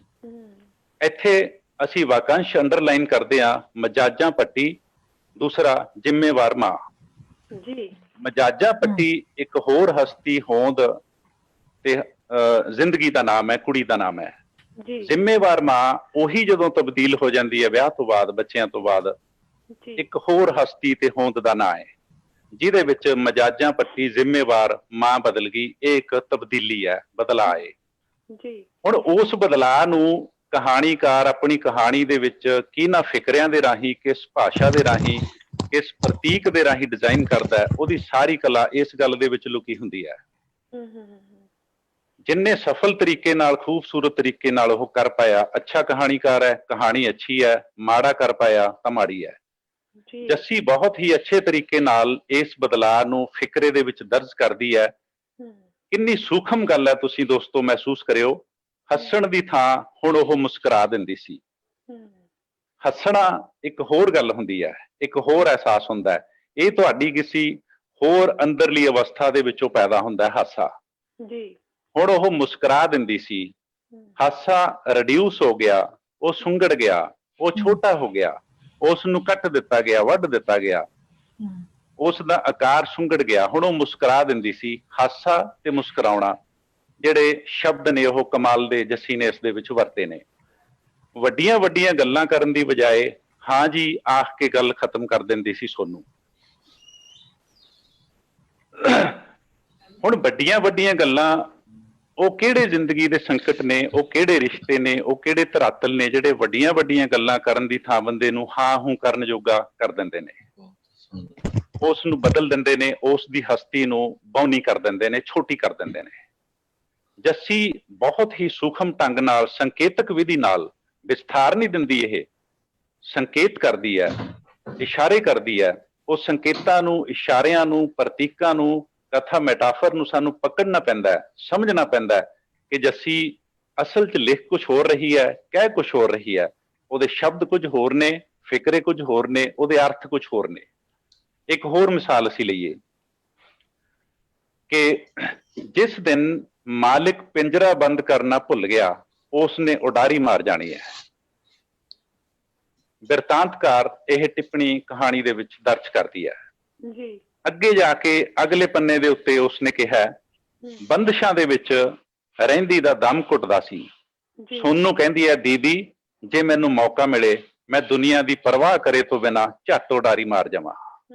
ਜੀ ਦੋਨੇ ਜਦੋਂ ਅਸੀਂ ਗੱਲਾਂ ਨੂੰ ਜੋੜ ਕੇ ਦੇਖਦੇ ਹਾਂ ਤਾਂ ਇੱਕ ਬਹੁਤ ਹੀ ਨਵੀਂ ਕਿਸਮ ਦਾ ਅੰਤःਕਰਨ ਜਿਹੜਾ ਅਵਚੇਤਨ ਹੁੰਦਾ ਬੰਦੇ ਦਾ, ਉਹ ਸਾਨੂੰ ਕਹਾਣੀ ਦੇ ਵਿੱਚੋਂ ਸੋਨੂ ਦੇ ਇਹਨਾਂ ਦੋ ਡਾਇਲੋਗਾਂ ਦੇ ਰਾਹੀਂ ਉਸ ਦੇ ਮਨੋਅਵਸਥਾ ਚੋਂ ਪਤਾ ਲੱਗਦਾ ਹੈ ਜੀ ਕਿ ਜਿਸ ਦਿਨ ਮਾਲਕ ਪਿੰਜਰਾ ਬੰਦ ਕਰਨਾ ਭੁੱਲ ਗਿਆ, ਇਸ ਫਿਕਰੇ ਨੂੰ ਅੰਡਰਲਾਈਨ ਕੀਤਾ ਜਾਵੇ, ਇਹਦਾ ਮਤਲਬ ਮਾਲਕ ਹਰ ਰੋਜ਼ ਪਿੰਜਰਾ ਬੰਦ ਕਰਦਾ ਸੀ। ਇਸ ਦਾ ਦੂਜਾ ਅਰਥ ਇਹ ਹੋਇਆ, ਜਿਹੜਾ ਲਿਖਿਆ ਨਹੀਂ, ਅਣਕਹੀ ਗੱਲ ਹੈ, ਅਨਸੈਡ ਹੈ। ਜੀ ਜੀ ਜੀ ਜੱਸੀ ਲਿਖਦੀ ਹੈ ਕਿ ਜਿਸ ਦਿਨ ਮਾਲਕ ਪਿੰਜਰਾ ਬੰਦ ਕਰਨਾ ਭੁੱਲ ਗਿਆ, ਇਹਦਾ ਮਤਲਬ ਹੈ ਕਿ ਉਸਨੂੰ ਹਰ ਰੋਜ਼ ਯਾਦ ਰਹਿੰਦਾ ਸੀ ਕਿ ਪਿੰਜਰੇ ਦੇ ਵਿੱਚ ਕੋਈ ਕੈਦੀ ਹੈ, ਕੋਈ ਵਿਅਕਤੀ ਹੈ, ਕੋਈ ਰਿਸ਼ਤਾ ਹੈ, ਮੈਂ ਉਹਨੂੰ ਜਿੰਦਾ ਲਾ ਕੇ ਕੈਦ ਕਰਕੇ ਜਾਣਾ ਬਾਹਰ। ਜੀ ਇਹ ਉਹਦੇ ਅੰਦਰ ਇੱਕ ਘਾਤ ਲਾ ਕੇ ਬੈਠਾ ਹੋਇਆ ਸ਼ਿਕਾਰੀ ਮਨੁੱਖ ਹੈ ਜੀ ਜਿਸ ਨੇ ਰਿਸ਼ਤਿਆਂ ਦਾ, ਜ਼ਿੰਦਗੀ ਦਾ, ਅਹਿਸਾਸਾਂ ਦਾ ਔਰ ਸੂਖਮ ਜਿਹੜੇ ਤੁਹਾਡੇ ਧਰਾਤਲ ਨੇ ਅੰਦਰ, ਜਿਹੜੇ ਤੁਹਾਨੂੰ ਬੰਦਾ ਬਣਾਉਂਦੇ ਨੇ, ਜਿਹੜੇ ਤੁਹਾਡੀ ਜ਼ਿੰਦਗੀ ਨੂੰ ਜ਼ਿੰਦਗੀ ਬਣਾਉਂਦੇ ਨੇ, ਉਸ ਦਾ ਘਾਤ ਕੀਤਾ, ਪਿੰਜਰੇ 'ਚ ਪਾ ਕੇ ਉਹਨੂੰ ਕੈਦ ਕਰਕੇ ਸੋਨੂ ਨੂੰ। ਇਸੇ ਕਾਰਨ ਉਸ ਦੇ ਅੰਦਰ ਇੱਕ ਵਿਰੋਧੀ ਮੋਰਚਾ ਖੁੱਲ ਰਿਹਾ ਹੈ। ਜੀ ਸੋਨੂ ਦੇ ਅੰਦਰ ਚੁੱਪ ਰੂਪ 'ਚ, ਖਾਮੋਸ਼ ਰੂਪ 'ਚ, ਸਾਇਲੈਂਟ ਮੋਡ ਦੇ ਉੱਤੇ ਲੱਗਿਆ ਹੋਇਆ ਇੱਕ ਵਿਰੋਧੀ ਮੋਰਚਾ ਖੁੱਲ ਰਿਹਾ ਹੈ, ਜਿਸ ਦੀ ਸੂਹ ਸਾਨੂੰ ਇਸ ਡਾਇਲੌਗ ਤੋਂ ਮਿਲਦੀ ਹੈ। ਕਹਿੰਦੀ, ਜੇ ਮੈਨੂੰ ਮੌਕਾ ਮਿਲੇ ਮੈਂ ਦੁਨੀਆ ਦੀ ਪਰਵਾਹ ਕਰੇ ਬਿਨਾਂ ਉਡਾਰੀ ਮਾਰ ਜਾਵਾਂ। ਇਹ ਉਸ ਦੀ ਚਾਹਤ ਹੈ, ਇਹ ਉਸ ਦੀ ਸੁਪਨਿਆਂ ਦੀ ਜ਼ਿੰਦਗੀ ਹੈ, ਪਰ ਉਸ ਦੀ ਪ੍ਰਾਪਤ ਜ਼ਿੰਦਗੀ ਹੈ, ਪ੍ਰਾਪਤ ਯਥਾਰਥ ਹੈ ਜਿਹੜਾ ਉਹ ਹੋਰ ਹੈ, ਜੀ ਜਿਹੜਾ ਇਹ ਸਾਰੀ ਕਹਾਣੀ ਦੇ ਵਿੱਚੋਂ ਮਿੱਠੀ ਜੇਲ੍ਹ ਦੇ ਰੂਪ ਵਿੱਚ ਸਾਨੂੰ ਦਿਖਾਈ ਦਿੰਦਾ। ਇੱਥੇ ਆ ਕੇ ਜੱਸੀ ਦੀ ਕਹਾਣੀ ਦਾ ਸਿਰਲੇਖ ਹੈ ਜਿਹੜਾ ਉਹ ਵੀ ਜਸਟੀਫਾਈ ਹੋ ਜਾਂਦਾ, ਉਸ ਵੀ ਅਰਥ ਗ੍ਰਹਿਣ ਕਰ ਲੈਂਦਾ ਹੈ ਕਿ ਸੱਚਮੁੱਚ ਸੋਨੂ ਮਿੱਠੀ ਜੇਲ੍ਹ ਦੇ ਵਿੱਚ ਰਹਿ ਰਹੀ ਹੈ। ਸੋਨੂ ਪ੍ਰਵਾਸ ਦੇ ਵਿੱਚ ਰਹਿੰਦੀਆਂ ਉਹਨਾਂ ਤਮਾਮ ਜ਼ਿੰਦਗੀਆਂ ਦੀ ਪ੍ਰਤੀਨਿਧਤਾ ਕਰਦੀ ਨਜ਼ਰ ਆਉਂਦੀ ਹੈ ਇੱਥੇ, ਜਿਹੜੀਆਂ ਆਪਣੇ ਆਪ ਦੇ ਵਿੱਚ ਆਪੋ ਆਪਣੀ ਕਿਸਮ ਦੀ ਮਿੱਠੀ ਜੇਲ੍ਹ ਭੋਗ ਰਹੀਆਂ ਨੇ, ਹੰਢਾ ਰਹੀਆਂ ਨੇ। ਇਹ ਆਪਣੇ ਆਪ ਦੇ ਵਿੱਚ ਇੱਕ ਸੰਕਟਕਾਲੀ ਗੱਲ ਹੈ, ਜਿਸ ਨੂੰ ਬੜੇ ਹੀ ਸੰਕੇਤਕ ਢੰਗ ਨਾਲ ਜੱਸੀ ਇਸ ਕਹਾਣੀ ਦੇ ਵਿੱਚ ਬਿਆਨ ਕਰਦੀ ਹੈ। ਇੱਕ ਗੱਲ ਹੋਰ, ਜੱਸੀ ਦੀ ਭਾਸ਼ਾ ਹੈ ਜਿਹੜੀ, ਉਹ ਜਿਹੜਾ ਬੰਦਾ ਪੰਜਾਬ ਤੋਂ ਵਿਦੇਸ਼ ਦੇ ਵਿੱਚ ਪ੍ਰਵਾਸ ਕਰ ਗਿਆ, ਉਸ ਬੰਦੇ ਦੀ ਇੱਕ ਨਵੀਂ ਭਾਸ਼ਾ ਹੈ। ਇਸ ਦਾ ਭਾਸ਼ਾ ਰਜਿਸਟਰ ਨਵਾਂ ਹੈ ਜੀ, ਇਸ ਦੀ ਵਾਕ ਬਣਤਰ ਨਵੀਂ ਹੈ ਜੀ। ਇਸ ਦੇ ਵਿੱਚ ਇੱਕ ਫਿਕਰਾ ਆਉਂਦਾ ਹੈ। ਸੋਨੂ ਕਹਿੰਦੀ ਹੈ, ਕਹਿੰਦੀ ਬਸ, ਕਹਿੰਦੀ ਸੱਸ ਮਗਰੀ CCTV ਕੈਮਰੇ ਵਾਂਗ ਤੁਰ ਪੈਂਦੀ ਹੈ। ਕਹਿੰਦੀ ਸੱਸ ਮੇਰੇ ਮਗਰ CCTV ਕੈਮਰਾ ਬਣ ਕੇ ਤੁਰ ਪੈਂਦੀ ਹੈ। ਹੁਣ ਸੱਸ ਨੂੰ CCTV ਕੈਮਰੇ ਦੇ ਨਾਲ ਤੁਲਨਾ ਕਰਨੀ, ਕੰਪੇਅਰ ਕਰਨੀ, ਇਹ ਨਵੀਂ ਜਨਰੇਸ਼ਨ ਦਾ, ਨਵੀਂ ਪੀੜ੍ਹੀ ਦਾ ਭਾਸ਼ਾਈ ਮੁਹਾਵਰਾ ਹੈ, ਭਾਸ਼ਾ ਰਜਿਸਟਰ ਹੈ, ਜਿਹੜਾ ਸਾਨੂੰ ਇਸ ਕਹਾਣੀ ਦੇ ਵਿੱਚੋਂ, ਜਿਹੜੀਆਂ ਮੈਂ ਪਹਿਲੀਆਂ ਵੀ ਇਹਦੀਆਂ ਦੋ ਕਹਾਣੀਆਂ ਦੀ ਗੱਲ ਕੀਤੀ ਸੀ, ਸਾਰੀਆਂ ਦੇ ਵਿੱਚੋਂ ਸਾਨੂੰ ਨਵੀਂ ਭਾਸ਼ਾ, ਨਵਾਂ ਮੁਹਾਵਰਾ ਦਿਖਾਈ ਦਿੰਦਾ, ਜਿਹੜਾ ਇੱਕ ਨਵੇਂ ਕਿਸਮ ਦੇ ਅਰਥ ਜਨਰੇਟ ਕਰਦਾ ਹੈ। ਜੱਸੀ ਨੇ ਕਿਤੇ ਇਹ ਨਹੀਂ ਕਿਹਾ ਹੈ ਵੀ ਉਹ ਜਸੂਸੀ ਕਰਦੀ ਸੀ, ਉਹ ਤੇ ਨਿਗਾਹ ਰੱਖਦੀ ਸੀ, ਉਹ ਤੇ ਬੰਦਿਸ਼ ਲਾਈ ਹੋਈ ਸੀ, ਉਹਦਾ ਬਾਡੀਗਾਰਡ ਬਣ ਕੇ ਚੱਲਦੀ ਸੀ। ਇੰਨੇ ਫਿਕਰੇ ਨਹੀਂ ਇਹਨੇ ਲਿਖੇ। ਇਹਨੇ ਇੱਕ ਫਿਕਰਾ ਲਿਖਤਾ ਕਿ ਸੱਸ ਮਗਰ ਦੀ CCTV ਕੈਮਰਾ ਬਣ ਕੇ ਤੁਰ ਪੈਂਦੀ ਹੈ। ਹੁਣ CCTV ਕੈਮਰੇ ਦਾ ਕਨਸੈਪਟ ਇੱਕ ਨਵਾਂ ਸੰਕਲਪ ਹੈ, ਜਿਹੜਾ ਸਾਡੀ ਜ਼ਿੰਦਗੀ ਦੇ ਵਿੱਚ ਆਇਆ। ਸਾਰੇ ਜਾਣਦੇ ਆ ਕਿ ਉਹ ਕਾਹਦੇ ਲਈ ਵਰਤਿਆ ਜਾਂਦਾ ਹੈ ਜੀ। ਜੱਸੀ ਉਸ ਨੂੰ ਇੱਕ ਭਾਸ਼ਾ ਜੁਗਤ ਬਣਾ ਕੇ ਜਦੋਂ ਵਰਤਦੀ ਹੈ, ਤਾਂ ਇਹ ਪੰਜਾਬੀ ਕਹਾਣੀ ਦੇ ਵਿੱਚ ਆਪਣੀ ਕਹਾਣੀ ਨੂੰ ਇੱਕ ਨਵੇਂ ਪੱਖ ਤੋਂ ਇੰਟਰੋਡਿਊਸ ਵੀ ਕਰਾ ਰਹੀ ਹੈ। ਬਤੌਰ ਕਹਾਣੀਕਾਰ ਆਪ ਵੀ ਇੱਕ ਚੰਗੀ ਕਹਾਣੀਕਾਰ ਇੰਟਰੋਡਿਊਸ ਹੋ ਰਹੀ ਹੈ, ਔਰ ਆਸਟ੍ਰੇਲੀਅਨ ਪੰਜਾਬੀ ਕਹਾਣੀ ਭਵਿੱਖ ਦੇ ਵਿੱਚ ਇਸ ਕਿਸਮ ਦੀ ਕਹਾਣੀ ਸਾਡੀ ਝੋਲੀ ਪਾਏਗੀ ਪੰਜਾਬੀ ਕਹਾਣੀ ਦੀ, ਇਸ ਦੀ ਛੂਹ ਵੀ ਦੇ ਦਿੰਦੀ ਹੈ। ਇੱਕ ਗੱਲ ਹੋਰ, ਇੱਕ ਗੱਲ ਹੈ ਅਮੀਰ ਗਰੀਬ ਦੀ। ਜੱਸੀ ਨੇ ਸੰਕੇਤਕ ਰੂਪ ਦੇ ਵਿੱਚ ਬਹੁਤ ਸਾਰੇ ਵਿਸ਼ੇ ਇਸ ਦੇ ਵਿੱਚ ਪਕੜਨ ਦੀ ਕੋਸ਼ਿਸ਼ ਕੀਤੀ ਹੈ। ਕੁੜੀਆਂ ਕਹਿੰਦੀਆਂ ਨੇ ਤੇਰੇ ਸਹੁਰੇ ਬੜੇ ਅਮੀਰ ਜਾਪਦੇ ਨੇ ਸੋਨੂੰ। ਉਹ ਕਹਿੰਦੀ ਨਹੀਂ, ਇਹ ਗੁੱਟਾਂ ਦੇ ਵਿੱਚ ਪਾਈਆਂ ਸੋਨੇ ਦੀਆਂ ਚੂੜੀਆਂ, ਇਹ ਚੈਨੀ, ਇਹ ਸੋਨਾ, ਇਹ ਸਾਰਾ ਕੁਝ ਅਮੀਰੀ ਨਹੀਂ ਹੈ। ਤੁਹਾਡਾ ਕੰਮਕਾਰ, ਤੁਹਾਡੀ ਬੋਲ ਚਾਲ, ਰਹਿਣ ਦਾ ਤਰੀਕਾ ਸਭ ਤੋਂ ਖੂਬਸੂਰਤ ਤੁਹਾਨੂੰ ਆਪਣੀ ਚਾਹਤ ਦੀ, ਆਪਣੇ ਸੁਪਨਿਆਂ ਦੀ ਜ਼ਿੰਦਗੀ ਜਿਉਣ ਦੀ ਖੁੱਲ੍ਹ ਤੇ ਆਜ਼ਾਦੀ ਹੈ, ਜਿਹੜੀ ਸਭ ਤੋਂ ਵੱਡਾ ਗਹਿਣਾ ਤੇ ਅਮੀਰੀ ਤੁਹਾਡੀ ਉਹ ਹੁੰਦੀ ਹੈ ਜੀ। ਮੇਰੇ ਕੋਲ ਉਹ ਹੈ ਨਹੀਂ, ਦੂਜੇ ਗਹਿਣੇ ਹੈਗੇ ਨੇ ਧਾਤ ਦੇ, ਉਹਨਾਂ ਨਾਲ ਮੈਂ ਅਮੀਰ ਨਹੀਂ ਹੈਗੀ, ਅਸਲ ਦੇ ਵਿੱਚ ਮੈਂ ਜ਼ਿੰਦਗੀ ਦੇ ਇਹਨਾਂ ਧਰਾਤਲਾਂ ਦੇ ਉੱਤੇ ਗਰੀਬ ਵਿਚਰ ਰਹੀ ਹਾਂ। ਇੱਕ ਨਵਾਂ ਪੱਖ ਹੈ ਜਿਹੜਾ ਇਸ ਪ੍ਰਤੀਕ ਦੇ ਰਾਹੀਂ ਇਹ ਛੋਂਦੀ ਹੈ। ਕਹਾਣੀ ਦੇ ਅਖੀਰ ਦੇ ਵਿੱਚ ਦੋਸਤੋ ਇੱਕ ਗੱਲ ਆਉਂਦੀ ਹੈ ਕਿ ਵਾਕਿਆ ਹੀ ਹੁਣ ਤੂੰ ਉਹ ਸੋਨੂੰ ਨਹੀਂ ਰਹੀ, ਬਾਹਰਲੇ ਦੇਸ਼ਾਂ ਦੀ ਮਿੱਠੀ ਜੇਲ੍ਹ ਵਿੱਚ ਵਸੀ ਇੱਕ ਮਾਨਸਿਕ ਰੋਗਣ ਘਰਦਿਆਂ ਦੀ ਗੁਲਾਮ ਬਣ ਚੁੱਕੀ ਹੈ ਤੂੰ ਚੱਲੀਏ। ਹੁਣ ਇੱਥੇ ਸ਼ਬਦ ਵਰਤਿਆ ਕਹਾਣੀਕਾਰ ਨੇ ਝੱਲੀਏ। ਝੱਲੀਏ ਅਸੀਂ ਉਸ ਨੂੰ ਕਹਿੰਦੇ ਆ ਜਿਸ ਦਾ ਸੁਚੇਤ ਅਚੇਤ ਆਪਣੇ ਦਿਮਾਗ ਤੇ ਵਿਚਾਰਾਂ ਤੇ ਖਿਆਲਾਂ ਤੇ ਕਾਬੂ ਤੇ ਤਵਾਜ਼ਨ ਨਾ ਰਹਿ ਗਿਆ ਹੋਵੇ ਜਾਂ ਘਟ ਗਿਆ ਹੋਵੇ। ਸਵਾਲ ਪੈਦਾ ਹੁੰਦਾ ਹੈ ਵੀ ਫਿਰ ਉਸ ਦੇ ਖਿਆਲਾਂ ਵਿਚਾਰਾਂ ਗੱਲਾਂ ਸਾਰੇ ਕਾਸੇ ਦੇ ਉੱਤੇ ਕਿਸ ਦਾ ਕੰਟਰੋਲ ਹੈ, ਕਿਸ ਦਾ ਕਬਜ਼ਾ ਹੈ? ਨਿਸ਼ਚਿਤ ਤੌਰ ਦੇ ਉੱਤੇ ਉੱਪਰੀ ਧਰਤੀ ਦਾ, ਪ੍ਰਵਾਸੀ ਜ਼ਿੰਦਗੀ ਦਾ, ਉੱਪਰੀ ਘਰ ਦਾ, ਉੱਪਰੀ ਰਿਸ਼ਤਿਆਂ ਦਾ, ਜਿਹੜੇ ਧੁਰੰਦਰ ਕਿਤੇ ਉਸਨੇ ਆਪਣਤ ਦੇ ਤੌਰ ਦੇ ਉੱਤੇ ਆਪਣੇ ਸਵੀਕਾਰ ਨਹੀਂ ਕੀਤੇ, ਉਹ ਉਹਨਾਂ ਦੇ ਵਿੱਚ ਮਿਸਫਿਟ ਹੈ, ਉਹ ਇੱਕ ਆਊਟਸਾਈਡਰ ਹੈ। ਮਿਸਫਿਟ ਬੰਦਾ ਕੀ ਹੁੰਦਾ ਹੈ, ਇੱਕ ਆਊਟਸਾਈਡਰ ਬੰਦਾ ਕੀ ਹੁੰਦਾ ਹੈ, ਉਹਦੀ ਹੋਂਦ ਤੇ ਹੋਣੀ ਕੀ ਹੁੰਦੀ ਹੈ, ਬਹੁਤ ਹੀ ਅੱਛੇ ਤਰੀਕੇ ਨਾਲ ਝੱਲੀਏ ਸ਼ਬਦ ਰਾਹੀਂ ਜੱਸੀ ਸਾਨੂੰ ਦੱਸ ਦਿੰਦੀ ਹੈ।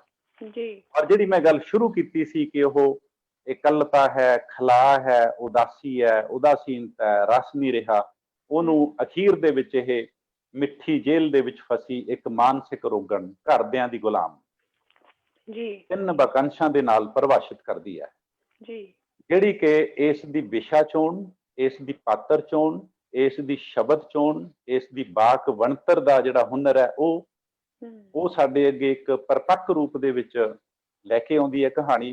ਕਹਾਣੀ ਸਾਨੂੰ ਦੱਸਦੀ ਹੈ ਕਿ ਜੱਸੀ ਧਾਲੀਵਾਲ ਆਸਟ੍ਰੇਲੀਅਨ ਪੰਜਾਬੀ ਕਹਾਣੀ ਦੀ ਇੱਕ ਐਸੀ ਕਹਾਣੀਕਾਰ ਹੈ ਜਿਸ ਨੂੰ ਕਹਾਣੀ ਲਿਖਣੀ ਵੀ ਆਉਂਦੀ ਹੈ, ਜ਼ਿੰਦਗੀ ਦੇ ਵਿੱਚੋਂ ਕਹਾਣੀ ਜਿਹੜੀ ਅਸੀਂ ਜਿਉਂ ਰਹੇ ਹਾਂ ਪੜ੍ਹਨੀ ਵੀ ਆਉਂਦੀ ਹੈ, ਔਰ ਇਸ ਦੇ ਕੋਲ ਇੱਕ ਭਾਸ਼ਾ ਦਾ ਰਜਿਸਟਰ ਵੀ ਹੈ, ਔਰ ਇਸ ਦੇ ਕੋਲ ਇੱਕ ਰੌਸ਼ਨੀ ਦੀ ਕਿਰਨ ਵੀ ਹੈ। ਸਭ ਤੋਂ ਖੂਬਸੂਰਤ ਗੱਲ ਹੈ ਕਹਾਣੀ ਕਿੱਥੋਂ ਸ਼ੁਰੂ ਹੋਈ, ਕਿੱਥੋਂ ਦੀ ਲੰਘ ਕੇ ਆਈ, ਇਹ ਮਹੱਤਵਪੂਰਨ ਨਹੀਂ ਹੁੰਦਾ ਦੋਸਤੋ। ਸਭ ਤੋਂ ਮਹੱਤਵਪੂਰਨ ਹੁੰਦਾ ਹੈ ਕਿ ਕਹਾਣੀ ਲਿਜਾ ਕੇ ਕਿਸ ਫਿਕਰੇ ਦੇ ਉੱਤੇ ਕਹਾਣੀਕਾਰ ਨੇ ਖੜਾਈ। ਜੱਸੀ ਕਹਿੰਦੀ ਅਸੀਂ ਸੋਨੂੰ ਨੂੰ ਲੈ ਉਬਰ ਕਰਾਂ ਸ਼ਹਿਰ ਵਿੱਚ ਗੇੜੀ ਮਾਰਨ ਚੱਲੀਆਂ ਗਈਆਂ, ਉਸ ਨੂੰ ਆਜ਼ਾਦੀ ਦਾ ਆਨੰਦ ਦਿਵਾਉਣ, ਉਸ ਨੂੰ ਆਜ਼ਾਦੀ ਦਾ ਆਨੰਦ ਦਿਵਾਉਣ। ਇਸ ਵਾਕ ਦੇ ਵਿੱਚ ਉਬਰ ਕਰਾਂ ਸ਼ਹਿਰ ਮੈਂ ਅੰਡਰਲਾਈਨ ਕੀਤਾ, ਗੇੜੀ ਮਾਰਨਾ ਅੰਡਰਲਾਈਨ ਕੀਤਾ, ਆਜ਼ਾਦੀ ਦਾ ਆਨੰਦ ਦਿਵਾਉਣ ਅੰਡਰਲਾਈਨ ਕੀਤਾ। ਲੈ ਕੇ ਕੌਣ ਜਾ ਰਿਹਾ? ਅਸੀਂ। ਲਿਜਾਇਆ ਕਿਹਨੂੰ ਜਾ ਰਿਹਾ? ਇੱਕ ਸੋਨੂੰ ਹੈ। ਆਜ਼ਾਦੀ ਦਾ ਆਨੰਦ ਦਿਵਾਉਣ।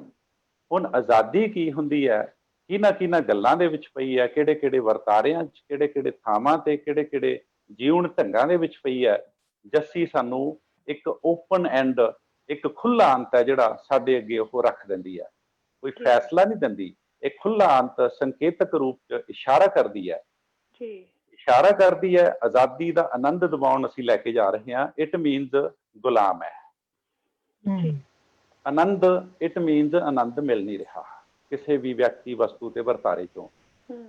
ਸ਼ਹਿਰ, ਅਸੀਂ ਪੰਜਾਬ ਦੇ ਵਿੱਚ ਅਕਸਰ ਇੱਕ ਗੱਲ ਕਰਦੇ ਹਾਂ ਕਿ ਪਿੰਡ ਬੰਦੇ ਨੂੰ ਸਾਂਭਦਾ ਹੈ, ਪਰ ਹੁਣ ਅਸੀਂ ਜ਼ਿੰਦਗੀ ਦੇ ਉਸ ਮੋੜ ਦੇ ਉੱਤੇ ਪਹੁੰਚ ਚੁੱਕੇ ਹਾਂ ਜਿੱਥੇ ਪਿੰਡ ਵੀ ਬੰਦੇ ਨੂੰ ਸਾਂਭਦਾ ਨਹੀਂ, ਪਿੰਡ ਬੰਦੇ ਨੂੰ ਪ੍ਰਵਾਸੀ ਕਰ ਦਿੰਦਾ।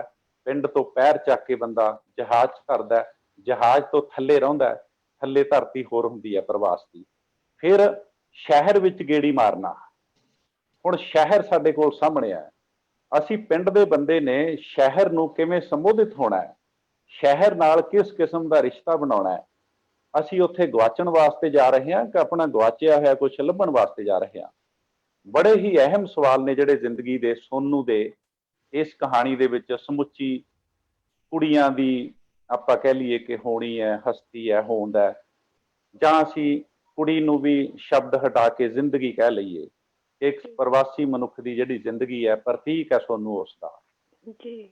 ਮੈਨੂੰ ਬਹੁਤ ਸੋਹਣਾ ਲੱਗਿਆ ਕਿ ਓਪਨ ਐਂਡ, ਇੱਕ ਖੁੱਲਾ ਅੰਤ ਜੱਸੀ ਸਾਡੇ ਅੱਗੇ ਰੱਖ ਦਿੰਦੀ ਹੈ ਕਿ ਆਹ ਦੇਖੋ ਸਥਿਤੀ, ਇਸ ਸਥਿਤੀ ਦੇ ਵਿੱਚ ਹੁਣ ਕੀ ਕਰਨਾ ਲੋੜੀਏ। ਪੜ੍ਹਨ ਵਾਲੇ ਦੋਸਤੋ, ਫੈਸਲਾ ਤੁਹਾਡੇ ਹੱਥ ਹੈ। Thank you. ਜੱਸੀ ਇੱਕ ਚੰਗੀ ਕਹਾਣੀਕਾਰ ਹੈ। ਇਸ ਨੇ ਬਹੁਤ ਸੋਹਣੀ ਕਹਾਣੀ ਪੜ੍ਹੀ। ਗੱਲਾਂ ਮੇਰੇ ਕੋਲ ਬਹੁਤ ਸਾਰੀਆਂ ਨੇ, ਇੰਨੀਆਂ ਹੀ ਹੋਰ, ਪਰ ਹੋਰ ਦੋਸਤਾਂ ਨੇ ਵੀ ਕਹਾਣੀ ਪੜ੍ਹਨੀ ਹੈ, ਗੱਲ ਕਰਨੀ ਹੈ, ਸਵਾਲ ਵੀ ਹੋਣੇ ਨੇ, ਸੰਵਾਦ ਹੋਣਾ ਹੈ। ਇਸ ਲਈ ਦੋਸਤੋ ਮੈਂ ਖੂਬਸੂਰਤ ਕਹਾਣੀ ਮਿੱਠੀ ਜੇਲ੍ਹ ਪੜ੍ਹਨ ਵਾਸਤੇ ਜੱਸੀ ਧਾਲੀਵਾਲ ਨੂੰ ਬਤੌਰ ਕਹਾਣੀਕਾਰ ਬਹੁਤ ਬਹੁਤ ਵਧਾਈ ਦਿੰਦਾ ਤੇ ਦੁਆ ਕਰਦਾ ਕਿ ਉਹਦੀਆਂ ਹੋਰ ਵੀ ਕਹਾਣੀਆਂ ਨੇ ਜਿਹੜੀਆਂ ਇਸ ਤੋਂ ਖੂਬਸੂਰਤ ਹੋਣ। ਉਸ ਦੀ ਕਥਾ ਯਾਤਰਾ ਵਿਕਾਸ ਕਰਦੀ ਹੋਈ ਪੰਜਾਬੀ ਕਹਾਣੀ ਦੀ ਮੁੱਖ ਧਾਰਾ ਤੱਕ ਪਹੁੰਚੇ। ਇਸ ਦੁਆ ਦੇ ਨਾਲ ਹੀ ਤੁਹਾਡਾ ਬਹੁਤ ਬਹੁਤ ਸ਼ੁਕਰੀਆ। Thank you. ਬਾ ਕਮਾਲ ਵਿਸ਼ਲੇਸ਼ਣ ਜਸਵੀਰ ਵਾਹ ਜੀ। ਜੀ ਵਾਹ। ਵਾਹ, ਤੁਸੀਂ ਕਹਾਣੀ ਨੂੰ ਪੜ੍ਹਨ ਦਾ ਇੱਕ ਨਜ਼ਰੀਆ ਹੀ ਬਦਲਤਾ। ਇਹ ਕਹਾਣੀ ਮੈਂ ਤੇ ਜੱਸੀ ਨੇ ਪਹਿਲਾਂ ਵੀ ਡਿਸਕਸ ਕੀਤੀ ਸੀ ਤੇ ਮੇਰਾ ਟੋਟਲੀ ਨਜ਼ਰੀਆ, ਮੈਨੂੰ ਉਮੀਦ ਹੈ ਕਿ ਬਾਕੀ ਪਾਠਕਾਂ ਦਾ ਵੀ ਨਜ਼ਰੀਆ ਜਿਹੜਾ ਬਹੁਤ ਬਦਲ ਗਿਆ ਹੋਏਗਾ। ਤੇ ਤੁਸੀਂ ਬਹੁਤ ਡੂੰਘਾ ਤੇ ਬਹੁਤ ਗਹਿਰਾ ਵਿਸ਼ਲੇਸ਼ਣ ਕੀਤਾ। ਇਸ ਦਾ ਅਸੀਂ ਤੁਹਾਡੇ ਬਹੁਤ ਧੰਨਵਾਦੀ ਹਾਂ।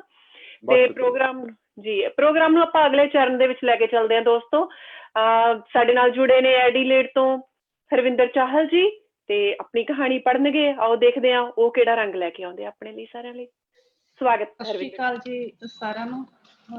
ਸਭ ਤੋਂ ਪਹਿਲਾਂ ਤਾਂ ਜੀ ਇਹ ਮੈਂ ਕਹਾਣੀ ਹਿੰਮਤ ਕਹਾਣੀ ਜਦੋਂ ਇੰਡੀਆ ਦੇ ਵਿੱਚ ਪੜ੍ਹਦੇ ਹੁੰਦੇ ਸੀਗੇ ਤਾਂ ਉਸ ਟਾਈਮ ਦੇ ਵਿੱਚ ਲਿਖੀ ਸੀ ਤੇ ਫਿਰ ਕੁਝ ਰੁਝੇਵਿਆਂ ਕਰਕੇ ਇੰਨਾ ਨਹੀਂ ਲਿਖਿਆ ਗਿਆ ਤੇ ਉਹਨਾਂ ਕਹਾਣੀਆਂ ਦੇ ਵਿੱਚੋਂ ਮੈਂ ਇੱਕ ਚੋਣ ਕੀਤੀ ਹੈ ਹਿੰਮਤ ਕਹਾਣੀ ਦੀ ਜੀ। ਤੇ ਕਹਾਣੀ ਸ਼ੁਰੂ ਕਰਨ ਲੱਗੀ ਹਾਂ ਜੀ। ਕਹਾਣੀ ਦਾ ਨਾਂ ਹੈ ਹਿੰਮਤ। ਅਸੀਂ ਨਹੀਂ ਸਹਿ ਸਕਦੇ ਪੱਥਰਾਂ ਦੀ ਮਾਰ, ਵੱਢਦੇ ਫਾਹਾ ਇਸ ਪੱਥਰ ਦਾ। ਜੀਤੋ ਦੀ ਸੱਸ ਸਵੇਰ ਤੋਂ ਉਸਨੂੰ ਬੜਬੜ ਕਰ ਰਹੀ ਸੀ। ਜੀਤੋ ਦੇ ਪਹਿਲਾਂ ਇੱਕ ਧੀ ਸੀ, ਹੁਣ ਦੂਜੀ ਵਾਰੀ ਟੈਸਟ ਕਰਵਾਇਆ ਗਿਆ ਤੇ ਕੁੜੀ ਹੋਣ ਕਰਕੇ ਉਸਦੀ ਸੱਸ ਨੇ ਅਤੇ ਉਸਦੇ ਪਤੀ ਨੇ ਸਖਤ ਹਦਾਇਤ ਕਰ ਦਿੱਤੀ ਕਿ ਸਾਨੂੰ ਹੋਰ ਕੁੜੀ ਨਹੀਂ ਚਾਹੀਦੀ ਹਨ ਤੇ ਹਰ ਹਾਲਤ ਵਿੱਚ ਇਸ ਤੋਂ ਛੁਟਕਾਰਾ ਚਾਹੀਦਾ ਹੈ।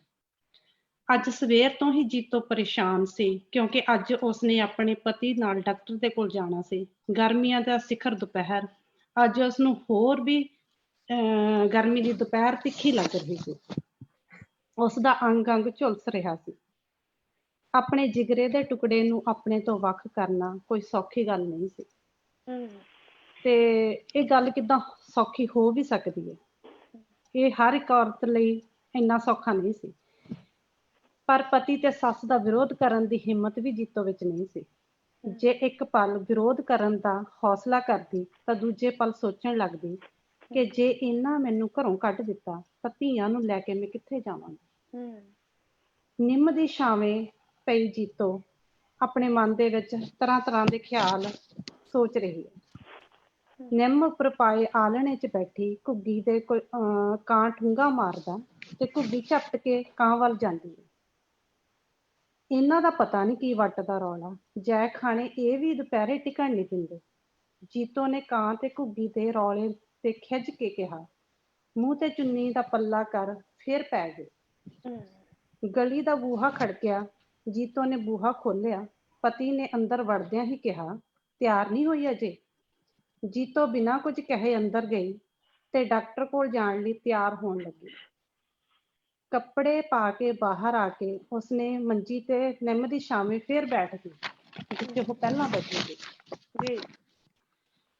ਅੱਜ ਤਾਂ ਉਸ ਵਿੱਚ ਖੜੇ ਹੋਣ ਦੀ ਵੀ ਹਿੰਮਤ ਨਹੀਂ ਸੀ। ਅੱਧਮੋਈ ਸਥਿਤੀ ਵਿੱਚ ਬੈਠੀ ਦੇ ਪੈਰਾਂ ਵਿੱਚ ਕੁਝ ਡਿੱਗਣ ਦੀ ਆਵਾਜ਼ ਸੁਣਾਈ ਦਿੱਤੀ। ਜੀਤੋ ਨੇ ਤਰਬਕ ਕੇ ਦੇਖਿਆ, ਲਹੂ ਲੁਹਾਨ ਹੋਇਆ ਕਾਂ ਉਸਦੇ ਪੈਰਾਂ ਵਿੱਚ ਸੀ। ਉਸਨੇ ਨਿੰਮ ਉੱਪਰ ਨਿਗਾਹ ਮਾਰੀ। ਆਲਣੇ ਵਿੱਚ ਬੈਠੀ ਘੁੱਗੀ ਆਪਣੇ ਆਂਡੇ ਕਾਂ ਤੋਂ ਬਚਾ ਕੇ ਬੜੀ ਖੁਸ਼ ਨਜ਼ਰ ਆ ਰਹੀ ਸੀ। ਜੀਤੋ ਟਿਕਟਿਕੀ ਲਗਾ ਕੇ ਘੁੱਗੀ ਵੱਲ ਦੇਖਣ ਲੱਗੀ ਤੇ ਉਸਨੂੰ ਮਹਿਸੂਸ ਹੋਇਆ ਕਿ ਜਿਵੇਂ ਘੁੱਗੀ ਉਸਨੂੰ ਕਹਿ ਰਹੀ ਹੋਵੇ, ਮੇਰੇ ਨਾਲੋਂ ਤਾਂ ਨਹੀਂ ਮਾੜੀ। ਕਦੇ ਮਾਂ ਵੀ ਆਪਣੇ ਬੱਚਿਆਂ ਨੂੰ ਆਪਣੇ ਸਾਹਮਣੇ ਮਾਰਨ ਦੇ ਸਕਦੀ ਹੈ। ਜੀਤੋ ਦੇ ਅਧਮੋਏ ਸਰੀਰ ਵਿੱਚ ਜਿਵੇਂ ਫਿਰ ਤੋਂ ਜਾਨ ਆ ਗਈ ਹੋਵੇ। ਉਹ ਝੱਟ ਉੱਠ ਕੇ ਅੰਦਰ ਗਈ।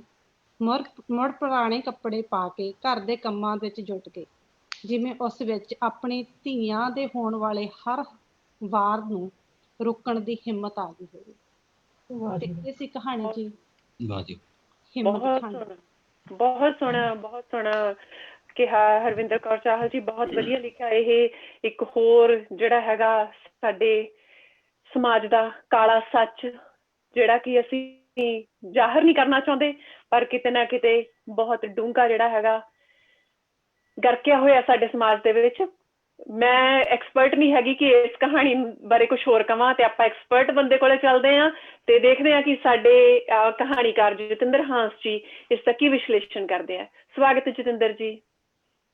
ਹਾਂਜੀ, ਪਹਿਲਾਂ ਤਾਂ ਸਾਰਿਆਂ ਨੂੰ ਸਤਿ ਸ਼੍ਰੀ ਅਕਾਲ ਜੀ।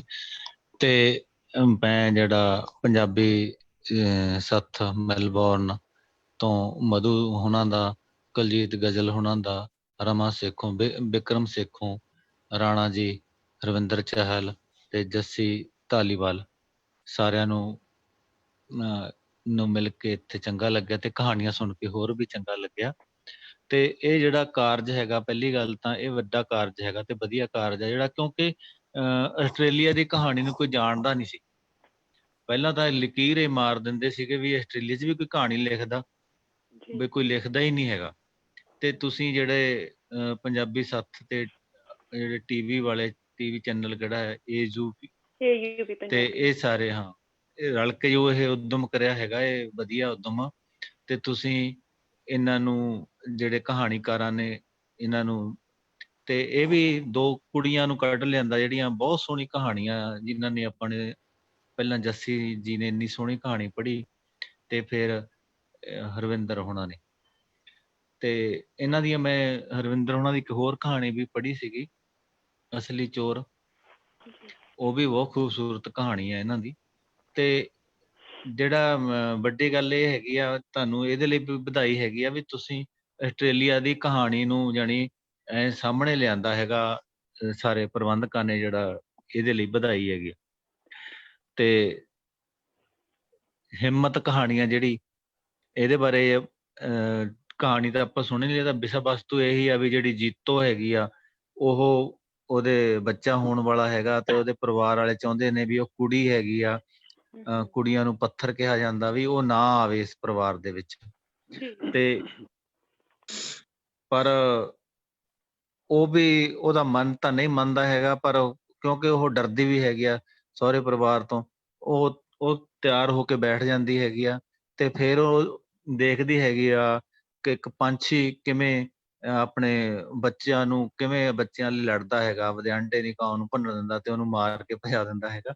ਤੇ ਇਹ ਏਦਾਂ ਹੀ ਇੱਕ ਮਾਂ ਦੀ ਮਮਤਾ ਬਾਰੇ ਜਿਹੜੀ ਹੈਗੀ ਆ ਖੂਬਸੂਰਤ ਗੱਲ ਕਰੀ ਆ ਇਹਨਾਂ ਨੇ ਥੋੜੇ ਸ਼ਬਦਾਂ ਦੇ ਵਿੱਚ। ਏਦਾਂ ਹੀ ਇਹਨਾਂ ਦੀ ਕਹਾਣੀ ਅਸਲੀ ਚੋਰ ਵਿੱਚ ਵੀ ਸੀਗੀ, ਉਹ ਵੀ ਖੂਬਸੂਰਤ ਕਹਾਣੀ ਆ। ਮੈਂ ਉਹ ਪੜ੍ਹੀ ਸੀ, ਸਵੇਰੇ ਹੀ ਪੜ੍ਹੀ ਆ, ਇਹਨਾਂ ਨੇ ਭੇਜੀ ਸੀ। ਤੇ ਉਹ ਹੈਗਾ ਸੀਗਾ ਵੀ ਇੱਕ ਬਚਨਾ ਨਾਂ ਦਾ ਪਾਤਰ ਹੈਗਾ ਜਿਹਨੇ ਪੈਨਸ਼ਨ ਲਵਾਉਣੀ ਹੈਗੀ ਆ।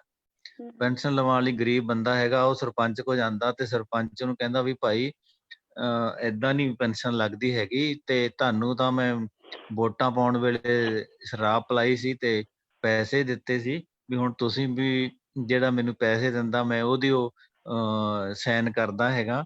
ਤੇ ਉਹ ਜਿਹੜਾ ਬਚਨਾ ਹੈਗਾ ਵਿਚਾਰਾ, ਉਹ ਤੋਂ 1000 ਰੁਪਇਆ ਮੰਗ ਲੈਂਦਾ ਸਰਪੰਚ। ਉਹ ਕਹਿੰਦਾ ਬਾਕੀਆਂ ਤੋਂ ਵੱਧ ਲਏ ਨੇ, ਤੂੰ ਗਰੀਬ ਬੰਦਾ, ਚੱਲ ਤੂੰ 1000 ਦੇ ਦੇ। ਤੇ ਉਹ ਕਈਆਂ ਤੋਂ ਪੈਸੇ ਮੰਗਦਾ, ਉਹਨੂੰ ਕਿਤੋਂ ਪੈਸੇ ਨਹੀਂ ਮਿਲਦੇ। ਤੇ ਫਿਰ ਅਖੀਰ ਦੇ ਵਿੱਚ ਕੀ ਕਰਦਾ, ਉਹ ਜਿੱਥੇ ਸਾਰੇ ਮੰਗਣ ਜਾਂਦੇ ਨੇ ਉੱਥੇ ਚਲਿਆ ਜਾਂਦਾ ਤੇ ਜਾ ਕੇ ਗੁਰਦੁਆਰੇ ਉਹ ਮੱਥਾ ਟੇਕਦਾ। ਉਹ ਕਹਿੰਦਾ ਬਾਬਾ ਪੈਸੇ ਦੇ ਦੇ, ਵੀ ਮੈਨੂੰ ਚਾਹੀਦੇ ਆ। ਤੇ ਬਾਬਾ ਨੇ ਕਿਹਾ ਵੀ ਮੂਹਰੇ ਪਏ ਨੇ, ਲੈ ਲਾ ਭਾਈ। ਉੱਥੋਂ 1000 ਰੁਪਇਆ ਚੱਕ ਲੈਂਦਾ ਤੇ ਉਹ 1000 ਰੁਪਇਆ ਚੱਕ ਕੇ ਤੁਰਦਾ ਤਾਂ ਲੋਕ ਕਹਿੰਦੇ ਆ ਵੀ ਤੂੰ ਚੋਰੀ ਕਰਕੇ ਤੁਰ ਪਿਆ ਇੱਥੇ।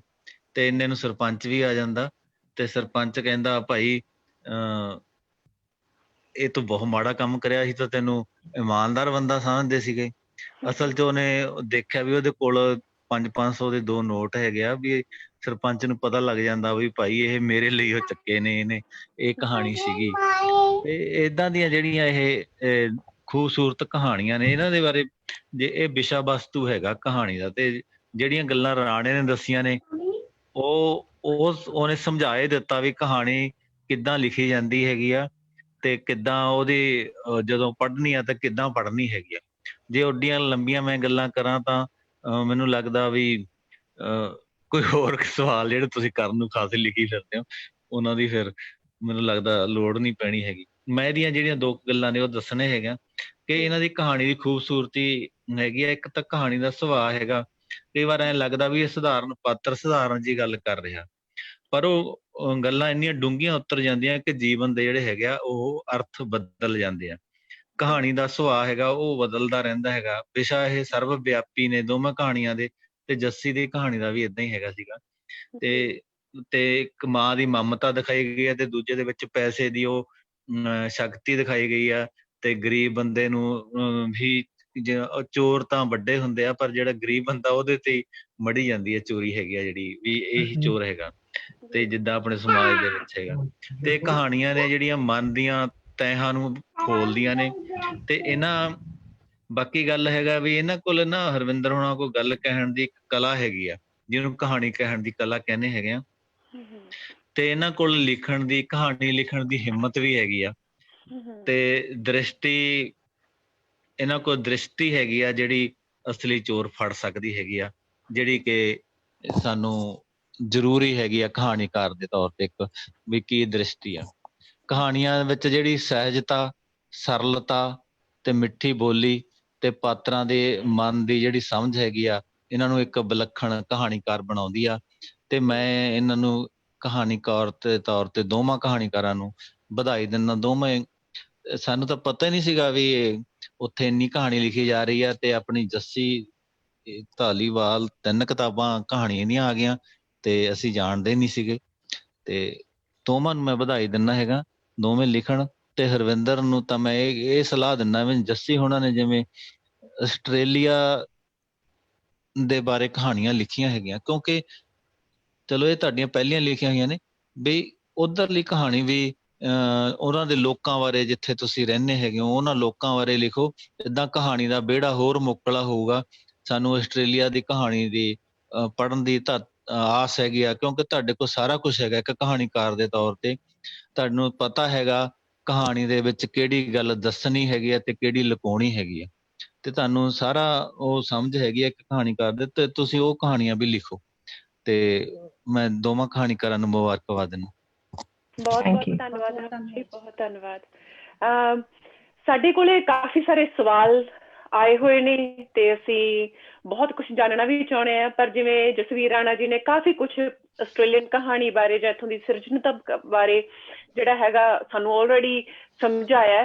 ਤੇ ਜਿਹੜਾ ਮੈਂ ਅਗਲਾ ਕੁਐਸਚਨ ਪੁੱਛਣ ਜਾ ਰਹੀ ਹਾਂ ਰਾਣਾ ਜੀ ਨੂੰ, ਉਹ ਸਾਡੇ ਅੱਜ ਦੇ ਯੁੱਗ ਦੇ ਜਿਹੜਾ ਕਹਾਣੀ ਨੂੰ ਪ੍ਰੈਜ਼ੈਂਟ ਕਰਨ ਦੇ ਮਾਮਲੇ ਦੇ ਵਿੱਚ ਹੈ। ਪਹਿਲਾਂ ਵਾਲੇ ਸਮਿਆਂ ਦੇ ਵਿੱਚ ਜਦੋਂ ਕੋਈ ਇੱਕਾ ਦੁੱਕਾ ਇਹ ਲੋਕ ਬਾਹਰ ਨਿਕਲ ਕੇ ਲਿਖਦੇ ਸੀ, ਤੇ ਉਦੋਂ ਪੋਸਟ ਕਾਰਡਾਂ ਦਾ ਜ਼ਮਾਨਾ ਹੁੰਦਾ ਸੀ, ਤੇ ਉਹਨਾਂ ਦੇ ਫੈਨ ਜਿਹੜੇ ਸੀ ਉਹਨਾਂ ਨੂੰ ਜੇ ਵਧੀਆ ਲੱਗਦੀ ਸੀ ਕੋਈ ਕਿਤਾਬ ਜਾਂ ਕੋਈ ਕਵਿਤਾ, ਤੇ ਉਹਨਾਂ ਨੂੰ ਪੋਸਟ ਕਾਰਡ ਪਾਉਂਦੇ। ਜਿਹਨੂੰ ਨਹੀਂ ਵਧੀਆ ਲੱਗਦੀ ਸੀ ਉਹ ਸਿਰਫ ਇਗਨੋਰ ਕਰ ਦਿੰਦੇ ਹਨ। ਉਹਨਾਂ ਨੂੰ ਪਤਾ ਨਹੀਂ ਲੱਗਦਾ ਸੀ ਕਿ ਕੌਣ ਸਾਨੂੰ, ਕਿੰਨੇ ਕੁ ਲੋਕ ਸਾਨੂੰ ਨਫ਼ਰਤ ਕਰ ਰਹੇ ਆ ਜਾਂ ਕਿੰਨੇ ਕੁ ਸਾਨੂੰ ਪਿਆਰ ਕਰ ਰਹੇ ਆ। ਪਰ ਹੁਣ ਜ਼ਮਾਨਾ ਹੈ ਸੋਸ਼ਲ ਮੀਡੀਆ ਦਾ, ਤੁਸੀਂ ਕੁਛ ਪੋਸਟ ਕਰੋ, ਨਾਲ ਦੀ ਨਾਲ ਤੁਹਾਨੂੰ ਪਤਾ ਲੱਗ ਜਾਂਦਾ ਕਿ ਕਿੰਨੇ ਲੋਕ ਆ ਜਿਹੜੇ ਤੁਹਾਨੂੰ ਪ੍ਰਸ਼ੰਸਾ ਕਰ ਰਹੇ ਆ, ਸਰਾਹਨਾ ਕਰ ਰਹੇ ਆ, ਪਿਆਰ ਕਰ ਰਹੇ ਆ, ਤੇ ਕਿੰਨੇ ਲੋਕ ਨੇ ਜਿਹੜੇ ਤੁਹਾਨੂੰ ਤੁਹਾਡੇ ਆਈਡੀਆਜ਼ ਦੇ ਨਾਲ ਐਗਰੀ ਨਹੀਂ ਕਰਦੇ ਤੇ ਤੁਹਾਨੂੰ ਜਿਹੜਾ ਹੈਗਾ ਨੈਗੇਟਿਵ ਕਮੈਂਟਸ ਦਿੰਦੇ ਆ ਜਾਂ ਮੈਸੇਜ ਕਰਦੇ ਆ ਜਾਂ ਤੁਹਾਨੂੰ ਜਿਹੜਾ ਹੈਗਾ ਐਪਰੀਸ਼ੀਏਟ ਨਹੀਂ ਕਰਦੇ। ਤੇ ਮੈਂ ਰਾਣਾ ਜੀ ਨੂੰ ਪੁੱਛਣਾ ਚਾਹਾਂਗੀ ਕਿ ਜਿਹੜਾ ਅੱਜ ਦਾ ਸੋਸ਼ਲ ਮੀਡੀਆ ਹੈ ਉਹ ਲੇਖਕ ਤੇ ਕੀ ਪ੍ਰੈਸ਼ਰ ਪਾਉਂਦਾ ਹੈ ਤੇ ਉਹਦਾ ਕੀ ਅਸਰ ਪੈਂਦਾ ਲੇਖਕ ਦੀ ਸਿਰਜਣਾ ਤੇ? ਰਾਣਾ ਜੀ। ਹਾਂਜੀ ਹਾਂਜੀ, ਬਹੁਤ ਸੋਹਣਾ ਸਵਾਲ ਤੁਸੀਂ ਪੁੱਛਿਆ, ਤੇ ਮੈਂ ਕੋਸ਼ਿਸ਼ ਕਰਦਾ ਕਿ ਇਸ ਗੱਲ ਨੂੰ ਆਪਾਂ ਕੇਂਦਰ ਦੇ ਵਿੱਚ ਲੈ ਕੇ ਆਈਏ। ਸੋਸ਼ਲ ਮੀਡੀਆ ਤੇ ਕਿਤਾਬ, ਸਾਡੇ ਕੋਲ ਦੋ ਚੀਜ਼ਾਂ ਨੇ। ਹੁਣ ਇੱਕ ਲੇਖਕ ਹੈ ਜਿਹੜਾ ਇੱਕ ਸਿਰਜਕ ਹੈ, ਚਾਹੇ ਉਹ ਇੱਥੇ ਹਿੰਦੁਸਤਾਨੀ ਪੰਜਾਬ ਦੀ ਧਰਤੀ ਦੇ ਉੱਤੇ ਬੈਠਾ ਕਹਾਣੀ ਲਿਖ ਰਿਹਾ, ਪੜ੍ਹ ਰਿਹਾ, ਜਾਂ ਸਾਹਿਤ ਦੀ ਕੋਈ ਹੋਰ ਵਿਧਾ ਰਚ ਰਿਹਾ, ਚਾਹੇ ਉਹ ਆਸਟ੍ਰੇਲੀਆ ਜਾਂ ਕਿਸੇ ਹੋਰ ਪ੍ਰਵਾਸੀ ਧਰਤੀ ਦੇ ਉੱਤੇ ਬੈਠਾ ਕਿਸੇ ਵੀ ਵਿਧਾ ਦੇ ਵਿੱਚ ਕੰਮ ਕਰ ਰਿਹਾ ਹੈ, ਉਸ ਦੇ ਅੱਗੇ ਦੋ ਚੀਜ਼ਾਂ ਨੇ ਇਸ ਟਾਈਮ ਮਹੱਤਵਪੂਰਨ। ਇੱਕ ਹੈ ਕਿਤਾਬ, ਇੱਕ ਹੈ ਸੋਸ਼ਲ ਮੀਡੀਆ, ਜਿਹਦੇ ਵਿੱਚ ਸਾਰਾ ਕੁਝ ਆ ਗਿਆ। ਇਹਦੇ ਸਾਰੇ ਚੈਨਲ ਨੇ ਜਿਹੜੇ ਰੂਪ ਨੇ ਆ ਗਏ। ਸਭ ਤੋਂ ਜ਼ਿਆਦਾ ਪ੍ਰਚਲਿਤ ਅਸੀਂ ਜਿਹੜਾ ਫੇਸਬੁੱਕ ਦਾ ਹੈ ਉਸ ਨੂੰ ਲੈਂਦੇ ਹਾਂ ਜੀ। ਕਿਤਾਬ ਵਰਸਜ ਫੇਸਬੁੱਕ, ਅਸੀਂ ਇਸ ਗੱਲ ਨੂੰ ਕੇਂਦਰ ਦੇ ਵਿੱਚ ਰੱਖ ਕੇ ਇਹ ਸਵਾਲ ਦਾ ਉੱਤਰ ਹੈ ਜਿਹੜਾ ਸਮਝਣ ਦੀ ਕੋਸ਼ਿਸ਼ ਕਰਾਂਗੇ ਜੀ। ਦੋਸਤੋ, ਪ੍ਰੈਸ਼ਰ ਕੀ ਹੈ? ਤੁਹਾਡੇ ਸਵਾਲ ਦੇ ਵਿੱਚ ਤੁਸੀਂ ਸ਼ਬਦ ਵਰਤਿਆ ਕਿ ਇਹਦਾ ਪ੍ਰੈਸ਼ਰ ਕੀ ਹੈ ਲੇਖਕ ਦੇ ਉੱਤੇ ਔਰ ਇਹਦਾ ਅਸਰ ਕੀ ਹੈ। ਜੀ ਹੁਣ ਸਾਹਿਤ ਸਿਰਜਣਾ ਹੈ ਜਿਹੜੀ, ਉਹ ਲੇਖਕ ਨੂੰ ਉਸ ਨੇ ਜਿਹੜੇ ਵਿਸ਼ੇ ਚੁਣੇ, ਜਿਹੜੇ ਪਾਤਰ ਚੁਣੇ, ਉਸ ਦੇ ਲਈ ਕੱਚੀ ਸਮੱਗਰੀ ਉਹਦੇ ਜ਼ਿਹਨ ਦੇ ਵਿੱਚ ਵੱਖ-ਵੱਖ ਤਰੀਕਿਆਂ ਨਾਲ ਜਿਹੜੀ ਆਈ ਕਹਾਣੀ ਲਿਖਣ ਵਾਸਤੇ, ਜਾਂ ਜੀ ਸਾਹਿਤ ਦੀ ਕੋਈ ਹੋਰ ਵਿਧਾ। ਅਸੀਂ ਕਹਾਣੀ ਦੀ ਗੱਲ ਕਰ ਰਹੇ ਹਾਂ, ਇਸ ਲਈ ਕਹਾਣੀ ਦੇ ਹਵਾਲੇ ਨਾਲ ਗੱਲ ਕਰਾਂਗੇ। ਜੀ ਕਹਾਣੀ ਲਿਖਣ ਵਾਸਤੇ ਉਹਦੇ ਕੋਲ ਜ਼ਿਹਨ ਦੇ ਵਿੱਚ ਜਿਹੜਾ ਮਟੀਰੀਅਲ ਆਇਆ, ਕੱਚੀ ਸਮੱਗਰੀ ਆਈ, ਹੂੰ ਲਿਖਣ ਤੋਂ ਬਾਅਦ ਲੇਖਕ ਪ੍ਰੈਸ਼ਰ ਮੁਕਤ ਹੋ ਜਾਂਦਾ ਹੈ। ਹੂੰ ਸੋਸ਼ਲ ਮੀਡੀਆ ਦੇ ਜਦੋਂ ਉਹ ਕਾਗਜ਼ ਦੇ ਉੱਤੇ ਲਿਖਦਾ ਹੈ, ਜਦੋਂ ਉਹ ਕਿਸੇ ਮੈਗਜ਼ੀਨ 'ਚ ਛਪਦਾ, ਜਦੋਂ ਕਿਸੇ ਕਿਤਾਬ 'ਚ ਛਪਦਾ, ਉਹ ਪ੍ਰੈਸ਼ਰ ਮੁਕਤ ਹੋ ਜਾਂਦਾ ਹੈ ਉਸ ਕੱਚੀ ਸਮੱਗਰੀ ਤੋਂ, ਉਹ ਸਾਰੇ ਕਾਸੇ ਤੋਂ ਜਿਹੜਾ ਕਹਾਣੀ ਬਣਿਆ ਹੈ। ਜੀ ਕਹਾਣੀ ਲਿਖਣ ਤੋਂ ਬਾਅਦ ਉਹ ਪ੍ਰੈਸ਼ਰ ਮੁਕਤ ਹੋ ਜਾਂਦਾ ਹੈ। ਜੀ ਸਿਰਜਣਾ ਸਿਰਜਕ ਨੂੰ ਪ੍ਰੈਸ਼ਰ ਮੁਕਤ ਕਰਦੀ ਹੈ।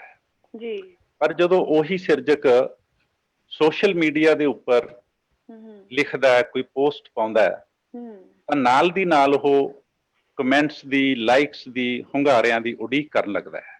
ਜੀ ਜਿੱਥੋਂ ਤੱਕ ਮੈਂ ਸਟੱਡੀ ਕੀਤੀ ਹੈ ਹੁਣ ਤੱਕ ਸੋਸ਼ਲ ਮੀਡੀਆ ਦੀ, ਸਿੱਟਾ ਇਹ ਕੱਢਿਆ, ਸ਼ਾਇਦ ਤੁਸੀਂ ਸਹਿਮਤ ਹੋਵੋ ਵੀ ਜਾਂ ਨਾ ਹੋਵੋ, ਕਿਉਂਕਿ ਜਵਾਬ ਮੇਰਾ, ਇਸ ਲਈ ਵਿਚਾਰ ਵੀ ਮੇਰੇ ਹੋਣਗੇ। ਜੀ ਮੈਂ ਇਹ ਸਿੱਟਾ ਕੱਢਿਆ ਕਿ ਫਟਾਫਟ, ਤਟਫਟ ਹੂੰ ਅਸੀਂ ਅੱਜ ਕੀ ਲਿਖਣਾ ਹੈ, ਹੁਣ ਕੀ ਪਾਉਣਾ ਫੇਸਬੁੱਕ ਦੇ ਉੱਤੇ, ਅੱਜ ਕੀ ਪਾਈਏ, ਕੱਲ ਨੂੰ ਕੀ ਪਾਈਏ। ਲੇਖਕ ਇੱਕ ਪ੍ਰੈਸ਼ਰ ਦਾ ਸ਼ਿਕਾਰ ਹੋ ਜਾਂਦਾ ਹੈ। ਜੀ ਲੇਖਕ ਦੇ ਅੱਗੇ ਇੱਕ ਪ੍ਰੈਸ਼ਰ ਤਾਂ ਇਹ ਪੈ ਜਾਂਦਾ ਉਸ ਦੇ ਉੱਤੇ ਹੂੰ ਕਿ ਮੈਂ ਅੱਜ ਕੀ ਨਵਾਂ ਲਿਖਾਂ, ਕਿਹੜੀ ਪੋਸਟ ਪਾਵਾਂ, ਅੱਜ ਕੀ ਨਵਾਂ ਲਿਖਾਂ, ਕਿਹੜੀ ਪੋਸਟ ਪਾਵਾਂ। ਉਹ ਇਸ ਪ੍ਰਕਿਰਿਆ ਦੇ ਵਿੱਚ ਪੈ ਜਾਂਦਾ ਹੈ। ਇਹ ਆਪਣੇ ਆਪ ਦੇ ਵਿੱਚ ਇੱਕ ਪ੍ਰੈਸ਼ਰ ਹੈ। ਜੀ ਦੂਸਰਾ, ਹੂੰ ਫਿਰ ਉਹ ਪੋਸਟ ਪਾਉਣ ਤੋਂ ਬਾਅਦ, ਆਪਣੀ ਲਿਖਤ ਪਾਉਣ ਤੋਂ ਬਾਅਦ ਕਮੈਂਟਸ, ਲਾਈਕਸ ਤੇ ਹੁੰਗਾਰਿਆਂ ਦੀ ਉਡੀਕ ਕਰਨ ਲੱਗਦਾ ਹੈ।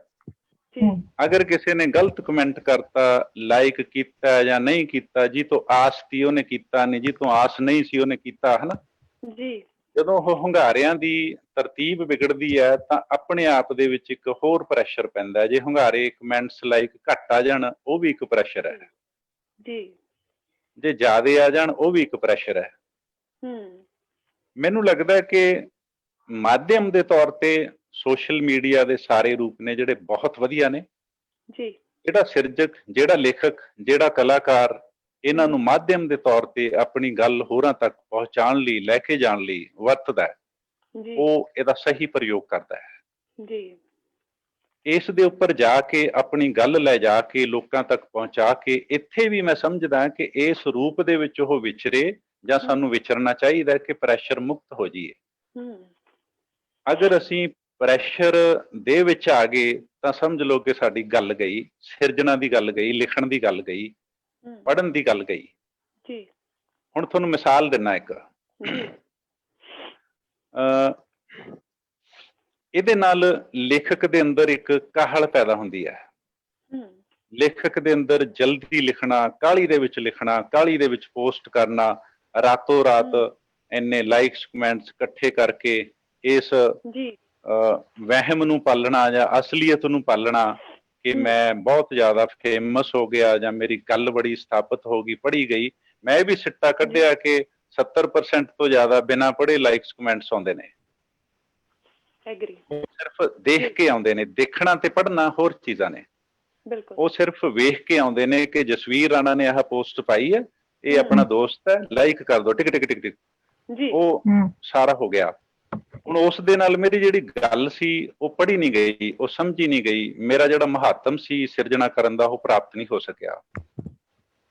ਹੁਣ ਇੱਕ ਕਾਹਲ ਪੈਦਾ ਹੋ ਗਈ, ਸਹਿਜਤਾ ਗਵਾ ਲਈ, ਇੱਕ ਅਜੀਬ ਕਿਸਮ ਦੀ, ਕਈ ਵਾਰ ਸਾਨੂੰ ਉਦਾਸੀ ਵੀ ਆਉਂਦੀ ਹੈ, ਫਰਸਟ੍ਰੇਸ਼ਨ ਵੀ ਆਉਂਦੀ ਹੈ, ਗੁੱਸਾ ਵੀ ਆਉਂਦਾ ਹੈ, ਔਰ ਕਈ ਵਾਰ ਮੋਹ ਭੰਗ ਜਿਹਾ ਵੀ ਹੁੰਦਾ ਹੈ, ਨੀਰਸਤਾ ਵੀ ਆਉਂਦੀ ਹੈ ਵੀ ਕੁਛ ਨਿਕਲਦਾ ਤਾਂ ਹੈ ਨਹੀਂ ਗੱਲ ਚੋਂ।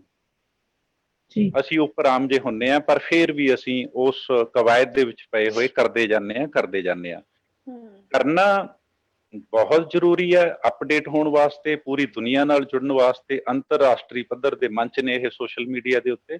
ਪਰ ਨਾਲ ਨਾਲ ਜਿਹੜਾ ਇਹ ਇਸ ਤਰ੍ਹਾਂ ਦੀ ਗੱਲ ਹੈ ਕਿ ਸਾਡਾ ਸਿਰ ਤਾਂ ਅਸਮਾਨ ਨਾਲ ਛੋਵੇ ਪਰ ਸਾਡੇ ਪੈਰ ਧਰਤੀ ਤੇ ਟਿਕੇ ਰਹਿਣ। ਬਿਊਟੀਫੁਲ। ਕਿਤਾਬ, ਸਿਰਜਣਾ, ਕਹਾਣੀ, ਸਾਹਿਤ ਦੀਆਂ ਵੱਖ-ਵੱਖ ਵਿਧਾਵਾਂ ਸਾਡੇ ਵਾਸਤੇ ਸਿਰਜਣਾ ਦੀ ਜ਼ਮੀਨ ਨੇ, ਧਰਤੀ ਨੇ। ਜੀ। ਕਾਹਲ ਦੇ ਵਿੱਚ ਪੈ ਕੇ, ਅਸਹਿਜਤਾ ਦੇ ਵਿੱਚ ਪੈ ਕੇ ਬੰਦਾ ਇਸ ਦੌੜ ਦੇ ਵਿੱਚ ਪੈ ਕੇ ਸਹਿਜਤਾ ਗਵਾ ਬੈਠਦਾ ਹੈ। ਇਸ ਦੀ ਉਹਦਾ ਅਸਰ ਇਹ ਹੁੰਦਾ ਹੈ ਕਿ ਲੇਖਕ ਕਿਤਾਬ ਪੜ੍ਹਨ ਨਾਲੋਂ ਟੁੱਟ ਜਾਂਦਾ ਹੈ।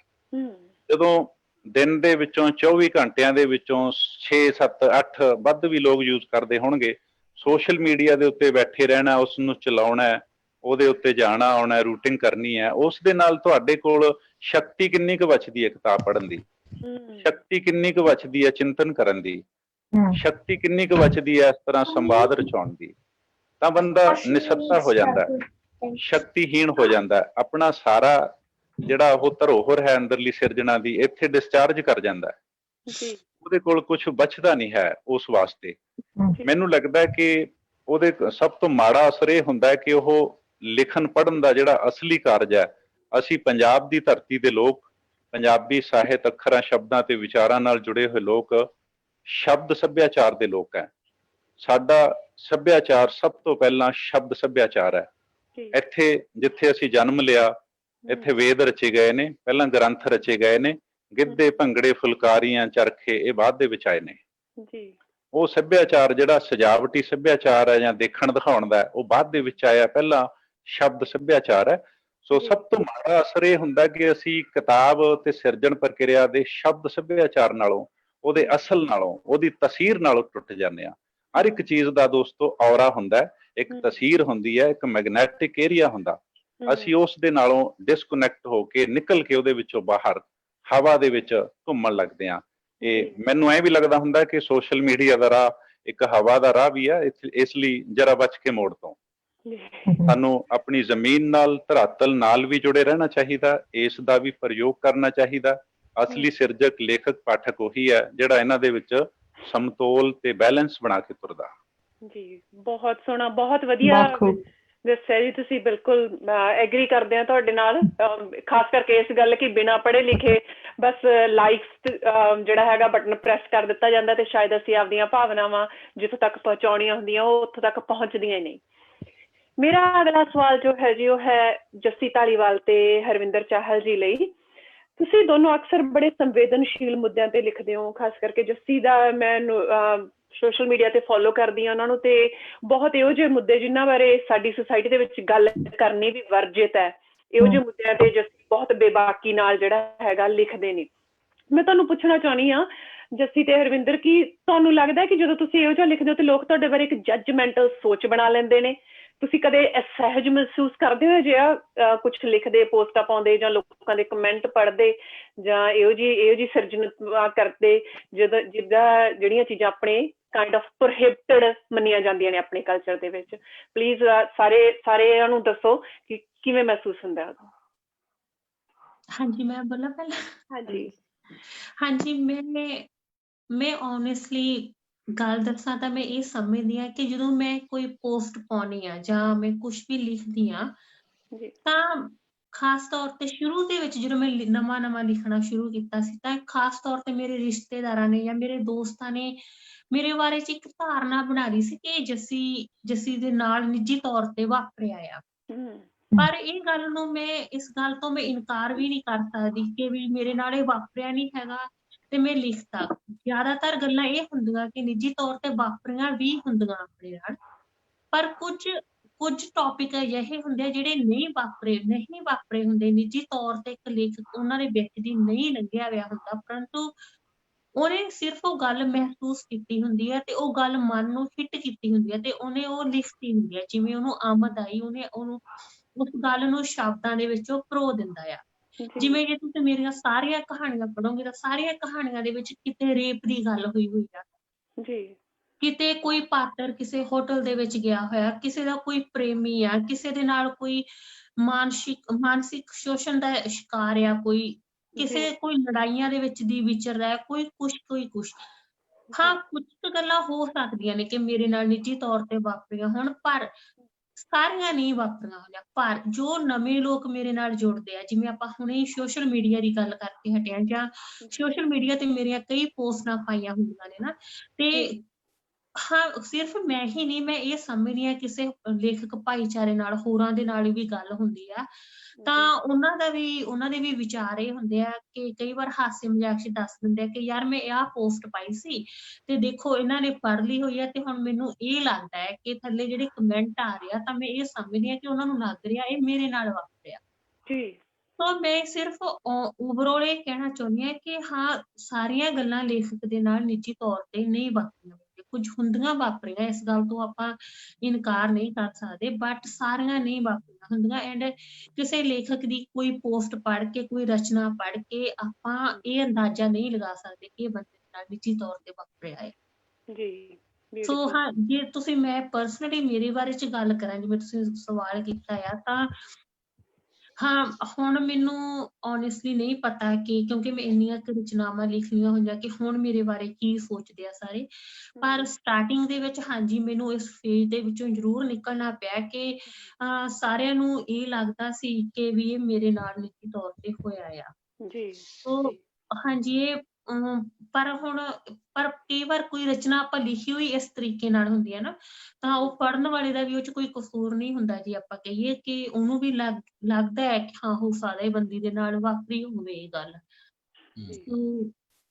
ਜੀ ਸ਼ੁਕਰੀਆ ਜਸ। ਥੈਂਕ ਯੂ ਜੱਸੀ, ਬਹੁਤ ਵਧੀਆ ਕਿਹਾ ਤੁਸੀਂ। ਤੇ ਆਪਾਂ ਹਰਵਿੰਦਰ ਜੀ ਤੋਂ ਵੀ ਪੁੱਛਾਂਗੇ ਕਿ ਇਸ ਬਾਰੇ ਚ ਉਹਨਾਂ ਦਾ ਕੀ ਤਜਰਬਾ ਹੈ। ਹਰਵਿੰਦਰ ਜੀ, ਤੁਸੀਂ ਆਪਣਾ ਸਵਾਲ ਦੁਬਾਰਾ ਮੇਰੇ ਨਾਲ ਦੁਹਰਾਓਗੇ ਜੀ? ਹਾਂਜੀ, ਮੈਂ ਸਵਾਲ ਆਪਣਾ ਇਹ ਸੀਗਾ ਕਿ ਅਕਸਰ ਜਿਹੜਾ ਹੈਗਾ ਤੁਸੀਂ ਸੰਵੇਦਨਸ਼ੀਲ ਮੁੱਦਿਆਂ ਤੇ ਲਿਖਦੇ ਹੋ, ਕਈ ਇਹੋ ਜਿਹੇ ਮੁੱਦੇ ਜਿਹੜੇ ਕਿ ਸਾਡੀ ਸੁਸਾਇਟੀ ਦੇ ਵਿੱਚ ਪ੍ਰੋਹਿਬਿਟਡ ਹੁੰਦੇ ਨੇ, ਜਿਨ੍ਹਾਂ ਬਾਰੇ ਖੁੱਲ੍ਹ ਕੇ ਗੱਲਬਾਤ ਕਰਨੀ ਕੋਈ ਬਾਹਲਾ ਸੱਭਿਅਕ ਨਹੀਂ ਮੰਨਿਆ ਜਾਂਦਾ, ਤੇ ਜਦੋਂ ਇਹੋ ਜਿਹੀਆਂ ਕਹਾਣੀਆਂ ਲਿਖਦੇ ਹੋ ਤਾਂ ਕੀ ਤੁਸੀਂ ਅਸਹਿਜ ਮਹਿਸੂਸ ਕਰਦੇ ਹੋ? ਕਿ ਤੁਹਾਨੂੰ ਲੱਗਦਾ ਕਿ ਲੋਕ ਤੁਹਾਡੇ ਪ੍ਰਤੀ ਇੱਕ ਜੱਜਮੈਂਟਲ ਸੋਚ ਬਣਾ ਲੈਣਗੇ? ਮੇਰੀ ਆਪਣੀ ਜੇ ਸੋਚਣੀ ਇਹ ਆ ਕਿ ਵੀ ਜੇ ਤੁਸੀਂ ਵਾਕਈ ਹੀ ਲਿਖਣਾ ਚਾਹੁੰਦੇ ਹੋਗੇ ਤਾਂ ਫਿਰ ਕਿਸੇ ਬਾਰੇ ਸੋਚ ਕੇ ਨਾ ਲਿਖੋ ਕਿ ਤੁਹਾਨੂੰ ਕੋਈ ਕੀ ਕਹੂਗਾ। ਜਿੱਦਾਂ ਮੂੰਹ ਆਈ ਬਾਤ ਨਾ ਰਹਿੰਦੀ ਹੈ, ਤੇ ਮੈਨੂੰ ਤਾਂ ਜ਼ਿਆਦਾਤਰ ਲੋਕ ਮੂੰਹ ਫਾਟੀ ਕਹਿੰਦੇ ਆ ਕਿ ਵੀ ਇਹਦੇ ਮਨ 'ਚ ਜੋ ਹੁੰਦੀ ਆ ਉਹ ਕਰ ਦਿੰਦੀ ਆ। ਪਰ ਮੇਰੇ ਹਿਸਾਬ ਨਾਲ ਜੇ ਆਪਾਂ ਲਿਖਣਾ ਵੀ ਚਾਹੁੰਦੇ ਆ ਤਾਂ ਏਦਾਂ ਦਾ ਹੀ ਹੋਣਾ ਚਾਹੀਦਾ ਕਿ ਜੋ ਤੁਹਾਡੇ ਮਨ ਦੇ ਵਿੱਚ ਹੈ, ਜਾਂ ਤੁਸੀਂ ਸਮਾਜਿਕ ਬੁਰਾਈ ਦੇਖਦੇ ਹੋਗੇ ਤਾਂ ਉਹਨੂੰ ਅੱਗੇ ਲੈ ਕੇ ਆਉਣਾ ਚਾਹੀਦਾ, ਤਾਂ ਕਿ ਜਿੱਦਾਂ ਹੁਣ ਮੈਂ ਹਿੰਮਤ ਕਹਾਣੀ ਦੇ ਵਿੱਚ ਲਿਖਿਆ ਕਿ ਜੇ ਆਪਾਂ ਕਿਸੇ ਤੋਂ ਸਿੱਖਿਆ ਲੈਣੀ ਆ ਤਾਂ ਫਿਰ ਇੱਕ ਪੰਛੀ ਤੋਂ ਵੀ ਲੈ ਸਕਦੇ ਆਂਗੇ, ਤੇ ਹੋ ਸਕਦਾ ਮੇਰੀ ਉਹ ਕਹਾਣੀ ਪੜ੍ਹ ਕੇ ਕਈ ਔਰਤਾਂ ਨੂੰ ਉਹਦੇ ਹਿੰਮਤ ਆਈ ਹੋਵੇ। ਤੇ ਫਿਰ ਵਾਕਈ ਜੇ ਆਪਾਂ ਕਿਸੇ ਨੂੰ ਉਜਾਗਰ ਕਰਨਾ ਚਾਹੁੰਦੇ ਆ, ਜਾਂ ਕਿਸੇ ਦੀ ਹਿੰਮਤ ਵਧਾਉਣਾ ਚਾਹੁੰਦੇ ਆ, ਜਾਂ ਕਿਸੇ ਸਮਾਜਿਕ ਬੁਰਾਈ ਨੂੰ ਆਪਾਂ ਸਾਹਮਣੇ ਲੈ ਕੇ ਆਉਣਾ ਚਾਹੀਦਾ, ਤਾਂ ਫਿਰ ਆਪਾਂ ਨੂੰ ਕਿਸੇ ਤੋਂ ਡਰਨਾ ਨਹੀਂ ਚਾਹੀਦਾ। ਤੇ ਮੇਰੀ ਤਾਂ ਸੋਚਣੀ ਇਹ ਆ ਜੀ। ਤੇ ਫਿਰ ਜੋ ਤੁਹਾਡੇ ਬਾਰੇ ਕੋਈ ਕੁਝ ਕਹਿੰਦਾ ਤਾਂ ਕਹੀ ਲਿਆਣ ਦੋ। ਬਿਲਕੁਲ, ਬਹੁਤ ਵਧੀਆ ਲੱਗਿਆ ਜਾਣ ਕੇ ਕਿ ਸਾਡੀ ਜਿਹੜੇ ਅੱਜ ਦੇ ਨਵੇਂ ਕਹਾਣੀਕਾਰ ਨੇ, ਉੱਭਰਦੇ ਕਹਾਣੀਕਾਰ ਨੇ, ਤੇ ਜਿਨ੍ਹਾਂ ਦੀਆਂ ਹਜੇ ਕਲਮਾਂ ਨੇ ਬਹੁਤ ਜਿਹੜੀਆਂ ਤੇਜ਼ ਧਾਰ ਦੀਆਂ ਚੀਜ਼ਾਂ ਲਿਖਣੀਆਂ ਨੇ, ਉਹ ਇੰਨੀ ਬੇਬਾਕੀ ਤੇ ਇੰਨਾ ਹੌਸਲਾ ਰੱਖਦੀਆਂ ਨੇ। ਤੇ ਸਾਨੂੰ ਉਮੀਦ ਹੈ ਕਿ ਅੱਗੇ ਬਹੁਤ ਕੁਛ ਜਿਹੜਾ ਕਿ ਬੰਦ ਕਮਰੇ, ਬੰਦ ਦਰਵਾਜ਼ੇ ਤੇ ਬੰਦ ਦਿਲਾਂ ਦੇ ਵਿੱਚ ਪਿਆ, ਉਹ ਕਿਤਾਬਾਂ ਤੇ ਸਾਹਿਤ ਦੇ ਰੂਪ ਵਿੱਚ ਉੱਭਰ ਕੇ ਸਾਹਮਣੇ ਆਵੇਗਾ, ਤੇ ਬਹੁਤ ਸਾਰੇ ਜਿਹੜੀ ਹੈਗੇ ਆ ਨੰਗੇ ਸੱਚ ਜਿਹੜੇ ਆ ਸਭ ਦੇ ਸਾਹਮਣੇ ਆਉਣਗੇ। ਬਹੁਤ ਬਹੁਤ ਧੰਨਵਾਦ ਤੁਹਾਡਾ ਦੋਨਾਂ ਦਾ ਜੀ। ਅਗਲਾ ਸਵਾਲ ਮੇਰਾ ਜਾਏਗਾ ਜੀ ਜਤਿੰਦਰ ਹਾਂਸ ਜੀ ਲਈ। ਅਕਸਰ ਮੈਂ ਇੱਕ ਰੀਡਰ ਹਾਂ, ਪੜ੍ਹਨਾ ਬਹੁਤ ਪਸੰਦ ਕਰਦੀ ਹਾਂ, ਤੇ ਜਦੋਂ ਅਲੱਗ-ਅਲੱਗ ਕਿਤਾਬਾਂ ਪੜ੍ਹੀਆਂ ਤੇ ਅਲੱਗ-ਅਲੱਗ ਤਰ੍ਹਾਂ ਦੀ ਬੋਲੀ ਦਾ ਇਸਤੇਮਾਲ ਕੀਤਾ ਗਿਆ ਹੁੰਦਾ ਹੈ। ਆਪਣੀਆਂ ਕਿਤਾਬਾਂ, ਆਪਣੀਆਂ ਰਚਨਾਵਾਂ, ਆਪਣੀਆਂ ਕਹਾਣੀਆਂ, ਨਾਵਲਾਂ ਦੇ ਵਿੱਚ ਲੇਖਕਾਂ ਨੇ ਕੁਛ ਮਾਝੀ ਯੂਜ਼ ਕਰਦੇ ਨੇ, ਮਲਵਈ ਯੂਜ਼ ਕਰਦੇ ਨੇ, ਤੇ ਕਈ ਵਾਰੀ ਮੁਸ਼ਕਲਾਂ ਵੀ ਆਉਂਦੀਆਂ ਸ਼ਬਦਾਂ ਨੂੰ ਸਮਝਣ ਦੇ ਵਿੱਚ। ਕਈ ਵਾਰ ਵਧੀਆ ਵੀ ਲੱਗਦਾ ਕਿ ਸ਼ਾਇਦ ਪਾਤਰਾਂ ਨਾਲ ਜਿਹੜਾ ਜਸਟਿਸ ਨਾ ਹੁੰਦਾ, ਇਨਸਾਫ ਨਾ ਹੁੰਦਾ ਜੇ ਉਹ ਇਸ ਤਰ੍ਹਾਂ ਨਾ ਲਿਖਦੇ। ਮੈਂ ਹਾਂਸ ਜੀ ਨੂੰ ਪੁੱਛਣਾ ਚਾਹਾਂਗੀ ਕਿ ਤੁਹਾਨੂੰ ਕੀ ਲੱਗਦਾ ਕਿ ਕਿਹੜੀ ਜਿਹੜੀ ਆ ਭਾਸ਼ਾ ਉਹ ਵੱਧ ਪ੍ਰਮਾਣਿਤ ਹੋਣੀ ਚਾਹੀਦੀ ਆ, ਉਪਬੋਲੀਆਂ ਜਾਂ ਟਕਸਾਲੀ ਬੋਲੀ? ਹਾਂਜੀ, ਤੇ ਪਹਿਲਾਂ ਤਾਂ ਜਦੋਂ ਨਾ ਆਧੁਨਿਕ ਪੰਜਾਬੀ ਸਾਹਿਤ ਲਿਖਿਆ ਜਾਣ ਲੱਗ ਗਿਆ, ਭਾਈ ਵੀਰ ਸਿੰਘ ਤੋਂ ਕਹਿੰਦੇ ਹੁੰਦੇ ਆ ਆਪਾਂ ਜੀ, ਤੇ ਉਦੋਂ ਤੋਂ ਜਾਣੀ ਪਹਿਲਾਂ ਤਾਂ, ਕਿਉਂਕਿ ਉਹ ਮਾਝੇ ਦੇ ਸੀ ਬਹੁਤੇ ਲੇਖਕ ਜੀ, ਉਹ ਜਿਹੜੀ ਬਹੁਤੀ ਰਚਨਾ ਲਿਖੀ ਗਈ ਆ ਉਹ ਮਾਝੀ 'ਚ ਸੀਗੀ ਜੀ, ਤੇ ਉਹ ਬੋਲੀ ਜਦੋਂ ਉਹਦੇ 'ਚ ਬਹੁਤਾ ਸਾਹਿਤ ਰਚਿਆ ਗਿਆ ਫਿਰ ਉਹ ਟਕਸਾਲੀ ਬਣ ਗਈ ਸੀ ਜੀ। ਪਰ ਜਿਹੜਾ ਅੱਜ ਦੀ ਬਹੁਤਾ ਕੁਛ ਲਿਖਿਆ ਜਾ ਰਿਹਾ, ਵੱਡੇ ਨਾਵਲਕਾਰ ਹੋਏ ਨੇ ਅੱਜ ਕੱਲ੍ਹ, ਜਿਵੇਂ ਗੁਰਦਿਆਲ ਸਿੰਘ ਅਣਖੀ ਤੇ ਹੋਰ ਜਿਹੜੇ, ਉਹ ਸਾਰੇ ਮਾਲਵੇ 'ਚ ਹੋਏ ਆ। ਜੀ ਤੇ ਉਹਦੇ ਕਰਕੇ ਹੁਣ ਬਹੁਤੇ ਮਾਲਵੇ ਦੇ ਬਹੁਤੇ ਲੇਖਕ ਲਿਖਦੇ ਆ, ਇਸ ਕਰਕੇ ਜਿਹੜੀ ਮਲਵਈ ਹੈਗੀ ਆ ਇਹ ਜ਼ਿਆਦਾ ਭਾਸ਼ਾ ਵਰਤੀ ਜਾਂਦੀ ਹੈਗੀ ਆ। ਪਰ ਜਿੱਥੇ ਤੱਕ ਮੇਰਾ ਨਿੱਜੀ ਵਿਚਾਰ ਹੈਗਾ ਵੀ ਸਾਨੂੰ ਜਿਹੜੀ ਭਾਸ਼ਾ ਹੈਗੀ ਆ, ਜਿਹੜਾ ਲੇਖਕ ਹੈਗਾ, ਜਦੋਂ ਉਹ ਕੋਈ ਵੇਰਵੇ ਲਿਖਦਾ ਹੈਗਾ ਤਾਂ ਉਹਨੂੰ ਟਕਸਾਲੀ ਬੋਲੀ 'ਚ ਹੀ ਲਿਖਣੇ ਚਾਹੀਦੇ ਆ। ਪਰ ਜਦੋਂ ਕੋਈ ਪਾਤਰ ਗੱਲਾਂ ਕਰਦਾ ਹੈਗਾ ਤਾਂ ਉਹਦੀ ਭਾਸ਼ਾ ਉਹ ਇਲਾਕੇ ਦੀ ਹੋਊਗੀ ਜਿੱਥੇ ਦਾ ਉਹ ਹੈਗਾ, ਤੇ ਉਹ ਏਦਾਂ ਮੇਰਾ ਵਿਚਾਰ ਹੈਗਾ। ਤੇ ਜਿਹੜੀ ਬੋਲੀ ਆ ਉਹ ਟਕਸਾਲੀ ਹੀ ਵਰਤਣੀ ਚਾਹੀਦੀ ਹੈਗੀ ਆ। ਜੇ ਇਲਾਕੇ ਦੀ ਜਿਹੜੇ ਆਪਾਂ ਨੂੰ ਵਧੀਆ ਸ਼ਬਦ ਨੇ ਜਾਂ ਵਧੀਆ ਭਾਸ਼ਾ ਹੈਗੀ ਆ, ਇਹਦੇ ਨਾਲ ਕੁਛ ਨੁਕਸਾਨ ਨਹੀਂ ਹੈਗਾ। ਜਦੋਂ ਆਪਾਂ ਆਪਣੇ ਜਿਵੇਂ ਮਾਲਵੇ ਵਾਲੇ ਵਰਤਦੇ ਆ ਜਾਂ ਦੁਆਬੇ ਵਾਲੇ ਵਰਤਦੇ ਆ, ਉਹਦੇ ਨਾਲ ਭਾਸ਼ਾ ਅਮੀਰ ਹੀ ਹੁੰਦੀ ਆ, ਹੋਰ ਨਵੇਂ ਸ਼ਬਦ ਆਉਂਦੇ ਹੈਗੇ ਆ। ਅਸੀਂ ਤਾਂ ਇੰਨੇ ਖੁੱਲ੍ਹ ਦਿਲੇ ਹੈਗੇ ਆ ਪੰਜਾਬੀ, ਹੋਰਾਂ ਭਾਸ਼ਾਵਾਂ ਦੇ ਸ਼ਬਦ ਵੀ ਆਰਾਮ ਨਾਲ ਹੀ ਲੈ ਲੈਂਦੇ ਹੈਗੇ ਆ। ਤੇ ਸਾਨੂੰ ਅਜੇ ਬਹੁਤ ਸਾਰੇ ਵਿਦਵਾਨ ਕਹਿੰਦੇ ਵੀ ਹੈਗੇ ਆ ਵੀ ਭਾਈ ਤੁਸੀਂ ਹੋਰਾਂ ਭਾਸ਼ਾ ਦੇ ਨਾ, ਸੰਸਕ੍ਰਿਤ ਦੇ ਨਾ ਘੁਸੇੜੋ, ਅੰਗਰੇਜ਼ੀ ਦੇ ਨਾਲ ਸ਼ਬਦ ਘੁਸੇੜੋ ਵਿੱਚ, ਪਰ ਅਸੀਂ ਨਹੀਂ ਏਦਾਂ ਸੋਚਦੇ, ਅਸੀਂ ਲੈ ਲੈਂਦੇ ਹੈਗੇ। ਇਹਦੇ ਨਾਲ ਭਾਸ਼ਾ ਅਮੀਰ ਹੀ ਹੁੰਦੀ ਹੈਗੀ ਆ, ਮੈਨੂੰ ਲੱਗਦਾ। ਗੁੱਡ ਆਨਸਰ, ਬਹੁਤ ਵਧੀਆ। ਜੀ ਬਿਲਕੁਲ ਬਿਲਕੁਲ ਜਤਿੰਦਰ ਜੀ, ਬਿਲਕੁਲ ਸਹੀ ਗੱਲ ਕਹੀ। ਜਿਵੇਂ ਸ਼ੁਰੂਆਤ ਦੇ ਵਿੱਚ ਰਾਣਾ ਜੀ ਨੇ ਕਿਹਾ ਸੀ ਕਿ ਜਿਹੜੇ ਵਿਦੇਸ਼ਾਂ 'ਚ ਵੱਸਦੇ ਕਹਾਣੀਕਾਰ ਨੇ, ਉਹਨਾਂ ਦੀ ਇੱਕ ਆਪਦੀ ਅਲੱਗ ਭਾਸ਼ਾ ਬਣ ਜਾਂਦੀ ਹੈ, ਇੱਥੋਂ ਦੇ ਸ਼ਬਦਾਂ ਦੀ ਸ਼ਮੂਲੀਅਤ ਹੋ ਜਾਂਦੀ ਹੈ। ਤੇ ਇਸੇ ਤਰ੍ਹਾਂ ਜਿਹੜਾ ਹੈਗਾ, ਸ਼ਾਇਦ ਪੰਜਾਬੀ ਨੇ ਬਹੁਤ ਸਾਰੀਆਂ ਭਾਸ਼ਾਵਾਂ ਦੇ ਸ਼ਬਦ ਆਪਦੇ ਵਿੱਚ ਸਮੋ ਲਏ ਨੇ ਤੇ ਉਹ ਅੱਜ ਪੰਜਾਬੀ ਦੇ ਹੀ ਸ਼ਬਦ ਬਣ ਗਏ ਨੇ, ਤੇ ਭਾਸ਼ਾ ਜਿਹੜੀ ਹੈ ਦਿਨੋਂ ਦਿਨ ਅਮੀਰ ਹੀ ਹੁੰਦੀ ਹੈ। ਬਹੁਤ ਵਧੀਆ ਗੱਲ ਕਹੀ ਤੁਸੀਂ। ਮੇਰਾ ਅਗਲਾ ਸਵਾਲ ਜਿਹੜਾ ਹੈਗਾ ਜੀ, ਉਹ ਅੱਜ ਦੇ ਸਿਰਫ ਮੇਰਾ ਨਹੀਂ, ਅੱਜ ਦੇ ਯੁੱਗ ਦੇ ਸਾਰੇ ਨਵੇਂ ਲੇਖਕਾਂ ਦਾ ਸਵਾਲ ਹੈ। ਕੋਈ ਸਮਾਂ ਹੁੰਦਾ ਸੀ ਕਿ ਸਮਾਜ ਦੇ ਵਿੱਚੋਂ ਕੁਝ ਕੁ ਹਸਤੀਆਂ ਇਹ ਚੁਣਦੀਆਂ ਸੀ ਕਿ ਮੈਂ ਲਿਖਣਾ, ਤੇ ਜਦੋਂ ਹਸਤੀਆਂ ਅਸੀਂ ਕਹਿ ਲਈਏ ਕਿ ਅੰਮ੍ਰਿਤਾ ਪ੍ਰੀਤਮ ਜੀ, ਨਾਨਕ ਸਿੰਘ ਜੀ ਜਾਂ ਬਲਵੰਤ ਗਾਰਗੀ ਜਾਂ ਹੋਰ ਵੱਡੇ ਨਾਮ, ਜਦੋਂ ਉਹ ਸੋਚਦੇ ਸੀ ਕਿ ਅਸੀਂ ਲਿਖਣਾ ਹੈ ਤੇ ਉਹ ਇੱਕ ਮੀਲ ਪੱਧਰ ਬਣ ਜਾਂਦੇ ਸੀ, ਇੱਕ ਮਾਈਲਸਟੋਨ ਬਣ ਜਾਂਦੇ ਸੀ ਸਾਹਿਤ ਦਾ, ਕਿਉਂਕਿ ਉਹਨਾਂ ਨੇ ਉਹ ਸਾਰਾ ਕੁਛ ਜੋ ਸਮਾਜ ਦੇ ਵਿੱਚ ਵਾਪਰ ਰਿਹਾ ਸੀ ਜਾਂ ਹੋ ਰਿਹਾ ਸੀ, ਜਾਂ ਕਾਲਪਨਿਕ ਵੀ ਇੰਨੇ ਵਧੀਆ ਤਰੀਕੇ, ਖੂਬਸੂਰਤ ਤਰੀਕੇ ਨਾਲ ਕਹਿਤਾ ਕਿ ਉਹ ਇੱਕ ਮੀਲ ਪੱਥਰ ਬਣ ਗਏ ਸਾਹਿਤ ਦਾ। ਤੇ ਹੁਣ ਅੱਜ ਕੱਲ੍ਹ ਦੇ ਜ਼ਮਾਨੇ ਦੇ ਵਿੱਚ ਹਰ ਕੋਈ ਆਪਣੀ ਜਿਹੜੀ ਭਾਵਨਾ ਨੂੰ ਹੈ ਖੁਦ ਲਿਖਣਾ ਚਾਹੁੰਦਾ ਹੈ। ਜਿਹੜੀਆਂ ਵੀ ਕਹਾਣੀਆਂ ਜ਼ਿੰਦਗੀ ਦੇ ਆਲੇ ਦੁਆਲੇ ਵਾਪਰਦੀਆਂ ਨੇ, ਉਹ ਕਵਿਤਾ, ਕਹਾਣੀ, ਗੱਲ ਕਿਸੇ ਵੀ ਰੂਪ ਦੇ ਵਿੱਚ, ਵਾਰਤਕ ਦੇ ਵਿੱਚ ਜਿਹੜਾ ਹੈਗਾ ਸਾਹਮਣੇ ਆਪ ਰੱਖਣਾ ਚਾਹੁੰਦੇ ਨੇ। ਤੇ ਮੇਰਾ ਸਵਾਲ ਜਸਵੀਰ ਰਾਣਾ ਜੀ ਨੂੰ ਇਹ ਹੈ ਕਿ ਹੁਣ ਅਜਿਹਾ ਕੀ ਹੋਵੇ, ਅਜਿਹੀ ਕੀ ਲਿਖਣ ਜੁਗਤੀ ਹੋਵੇ ਕਿ ਕੁਛ ਹੋਰ ਮਾਈਲਸਟੋਨਸ, ਮੀਲ ਪੱਥਰ ਲੇਖਕ ਜਿਹੜੇ ਹੈਗੇ ਆ ਉਹ ਪੈਦਾ ਹੋਣ ਸਮਾਜ ਦੇ ਵਿੱਚ, ਕਿ ਜਿਨ੍ਹਾਂ ਦਾ ਨਾਮ ਹੈ ਜਿਹੜਾ ਰਹਿੰਦੀ ਦੁਨੀਆ ਤੱਕ ਹੋਵੇ, ਤੇ ਕੁਛ ਅਜਿਹਾ ਸਿਰਜਿਆ ਹੋਵੇ ਉਹਨਾਂ ਨੇ ਕਿ ਜਿਹਦੀ ਕਿਸੇ ਨੇ ਕੋਈ ਗੱਲ ਹੀ ਨਾ ਕੀਤੀ ਹੋਵੇ, ਜਾਂ ਇੱਕ ਕਿਵੇਂ ਮੀਲ ਪੱਥਰ ਸਾਬਤ ਹੋ ਸਕਦਾ ਹੈ ਅੱਜ ਦਾ ਨਵਾਂ ਲੇਖਕ। ਰਾਣਾ ਜੀ। ਹਾਂਜੀ, ਬਹੁਤ ਸੋਹਣਾ ਸਵਾਲ ਤੁਸੀਂ ਕੀਤਾ, ਬਹੁਤ ਹੀ ਵਧੀਆ ਸਵਾਲ ਹੈ। ਇਸ ਦੇ ਜਵਾਬ 'ਚ ਦੋ ਤਿੰਨ ਗੱਲਾਂ ਸਾਨੂੰ ਬਹੁਤ ਹੀ ਧਿਆਨ ਨਾਲ ਸੁਣ ਔਰ ਸਮਝ ਲੈਣੀਆਂ ਚਾਹੀਦੀਆਂ ਨੇ ਜੀ। ਸਭ ਤੋਂ ਪਹਿਲੀ ਗੱਲ, ਤੁਹਾਡਾ ਸਵਾਲ ਹੈ ਕਿ ਸਾਰਿਆਂ ਦੇ ਅੰਦਰ ਬੜੀ ਤੇਜ਼ ਰਫ਼ਤਾਰ ਜ਼ਿੰਦਗੀ ਹੈ, ਬੜਾ ਕੁਛ ਟੁੱਟ ਭੱਜ ਹੋ ਰਿਹਾ ਹੈ, ਹਰੇਕ ਲਿਖਣਾ ਚਾਹੁੰਦਾ ਹੈ, ਆਪੋ ਆਪਣੀ ਪਸੰਦ ਅਨੁਸਾਰ ਵਿਧਾ ਚੁਣ ਕੇ ਲਿਖ ਵੀ ਰਿਹਾ ਹੈ ਔਰ ਲੇਖਕ ਬਣ ਰਿਹਾ ਹੈ। ਜੀ। ਸੋਸ਼ਲ ਮੀਡੀਆ ਦਾ ਇਸ ਕੰਮ ਦੇ ਵਿੱਚ, ਇਸ ਗੱਲ ਦੇ ਵਿੱਚ ਬਹੁਤ ਵੱਡਾ ਤੇ ਸਾਰਥਕ ਯੋਗਦਾਨ ਹੈ ਕਿ ਉਹਨੇ ਲਿਖਣ ਵਾਲੇ ਬਹੁਤ ਪੈਦਾ ਕੀਤੇ ਨੇ। ਜੀ। ਹਰ ਰੋਜ਼ ਹੋ ਰਹੇ ਨੇ, ਸਾਰੀ ਦੁਨੀਆ 'ਚ, ਹਰ ਭਾਸ਼ਾ 'ਚ, ਪੰਜਾਬੀ 'ਚ ਵੀ। ਜੀ। ਹੁਣ ਦੂਸਰੇ ਪਾਸੇ ਹੈ ਵੀ ਜੋ ਲਿਖ ਰਹੇ ਨੇ, ਜੋ ਲਿਖਿਆ ਜਾ ਰਿਹਾ ਹੈ। ਜੀ। ਲੇਖਕ ਮੀਲ ਪੱਥਰ ਕਦੋਂ ਬਣਦਾ ਹੈ, ਉਸ ਦੀ ਲਿਖਤ ਮਾਈਲਸਟੋਨ ਕਦੋਂ ਬਣਦੀ ਹੈ। ਜੀ। ਜਦੋਂ ਅਸੀਂ ਇਸ ਗੱਲ ਨੂੰ ਸਮਝਣ ਦੇ ਵਿੱਚ ਪੈਂਦੇ ਹਾਂ ਤਾਂ ਮਧੂ ਜੀ ਮੈਨੂੰ ਸਮਝ ਆਉਂਦੀ ਹੈ ਗੱਲ ਕਿ ਸਭ ਤੋਂ ਪਹਿਲਾਂ ਨਿੱਠ ਕੇ ਲਿਖਣਾ, ਨਿੱਠ ਕੇ ਪੜ੍ਹਨਾ ਬਹੁਤ ਹੀ ਜ਼ਰੂਰੀ ਹੋ ਗਿਆ ਹੈ। ਜਦੋਂ ਅਸੀਂ ਪੰਜਾਬੀ ਸਾਹਿਤ ਦੀ ਅਮੀਰ ਪਰੰਪਰਾ ਦੇ ਵੱਲ ਝਾਤੀ ਮਾਰਦੇ ਹਾਂ, ਸਾਡੇ ਕੋਲ ਪੰਜਾਬੀ ਸਾਹਿਤ ਦੀ ਬਹੁਤ ਅਮੀਰ ਪਰੰਪਰਾ ਹੈ। ਹਰ ਵਿਧਾ ਦੇ ਵਿੱਚ ਬੜਾ ਹੀ ਮੀਲ ਪੱਥਰ ਸਾਹਿਤ ਹੈ ਲਿਖਿਆ ਗਿਆ ਹੈ ਜੀ। ਔਰ ਮਾਈਲਸਟੋਨ ਨਾਮ ਨੇ ਜਿਹੜੇ ਲੇਖਕਾਂ ਦੇ, ਤੁਹਾਨੂੰ ਮੋੜ ਮੋੜ ਤੇ, ਪੈਰ ਪੈਰ ਤੇ ਚਮਕਦੇ ਦਿਖਾਈ ਦਿੰਦੇ ਨੇ। ਜੀ। ਉਹ ਲੇਖਕ ਮੀਲ ਪੱਥਰ ਤੇ ਉਹਨਾਂ ਦਾ ਕੰਮ ਮਾਈਲਸਟੋਨ ਕਿਵੇਂ ਬਣਿਆ? ਸਿਰਫ ਲਿਖਣ ਤੇ ਪੜ੍ਹਨ ਨਾਲ ਨਿੱਠ ਕੇ। ਜੀ। ਕਿ ਉਹਨਾਂ ਲੇਖਕਾਂ ਨੇ ਬੜੀ ਸਹਿਜਤਾ ਦੇ ਨਾਲ, ਜਿਸ ਤਰ੍ਹਾਂ ਕੋਈ ਰਿਸ਼ੀ ਜਪ ਤਪ ਕਰਦਾ ਹੈ, ਜੀ ਸਾਰੀ ਦੁਨੀਆ ਦੇ ਨਾਲੋਂ, ਸਾਰੇ ਕਾਸੇ ਨਾਲੋਂ ਟੁੱਟ ਕੇ ਸਿਰਜਣਾਤਮਕ ਪਲਾਂ ਦੇ ਵਿੱਚ, ਪੜ੍ਹਨ ਵਾਲੇ ਲਿਖਣ ਵਾਲੇ ਪਲਾਂ ਦੇ ਵਿੱਚ ਅੰਤਰ ਧਿਆਨ ਹੋ ਕੇ ਜੀ ਜਦੋਂ ਉਹ ਇਹ ਕਾਰਜ ਕਰਦਾ ਹੈ ਤਾਂ ਉਹ ਮੀਲ ਪੱਥਰ ਬਣਨ ਦੇ ਰਾਹ ਤੇ ਤੁਰਦਾ ਹੈ। ਹੂੰ ਉਸ ਦੀ ਲਿਖਤ ਹੈ ਜਿਹੜੀ ਆਉਣ ਵਾਲੇ ਸਮੇਂ 'ਚ ਉਹਦੇ ਜ਼ਿਹਨ 'ਚੋਂ ਕਾਗਜ਼ਾਂ ਤੇ ਉਤਰਨੀ ਹੈ। ਜੀ ਇਸ ਗੱਲ ਦੀ ਸੰਭਾਵਨਾ ਬਣ ਜਾਂਦੀ ਹੈ ਕਿ ਉਹ ਬਹੁਤ ਅੱਛੀ ਹੋਊਗੀ। ਜੀ ਜਿਹਦੀ ਰਚਨਾ ਬਹੁਤ ਚੰਗੀ ਤੇ ਅੱਛੀ ਹੋਊਗੀ, ਚਾਹੇ ਨਾਵਲ, ਕਵਿਤਾ, ਕਹਾਣੀ, ਕੋਈ ਵੀ ਰੂਪ ਹੈ, ਗਜ਼ਲ ਹੈ, ਜੀ ਨਾਟਕ ਹੈ, ਜੀ ਵਾਰਤਕ ਹੈ, ਸਵੈ ਜੀਵਨੀ ਹੈ, ਕੋਈ ਵੀ ਰੂਪ ਹੈ ਸਾਹਿਤ ਦਾ ਜਿਹੜਾ ਉਹ ਜ਼ਿਹਨ 'ਚੋਂ ਬਾਹਰ ਆਊਗਾ, ਜੀ ਉਹ ਤਦੇ ਹੀ ਪੰਜਾਬੀ ਸਾਹਿਤ ਦੀ ਮੁੱਖ ਧਾਰਾ ਦੇ ਵਿੱਚ ਸਟੈਂਡ ਕਰੂਗਾ, ਖੜੂਗਾ, ਹੂੰ ਜੇਕਰ ਉਸ ਦੇ ਵਿੱਚ ਆਪਣੀ ਪਰੰਪਰਾ ਨੂੰ ਪੜ੍ਹ ਕੇ ਆਉਣ ਦੀ ਗੱਲ ਆ।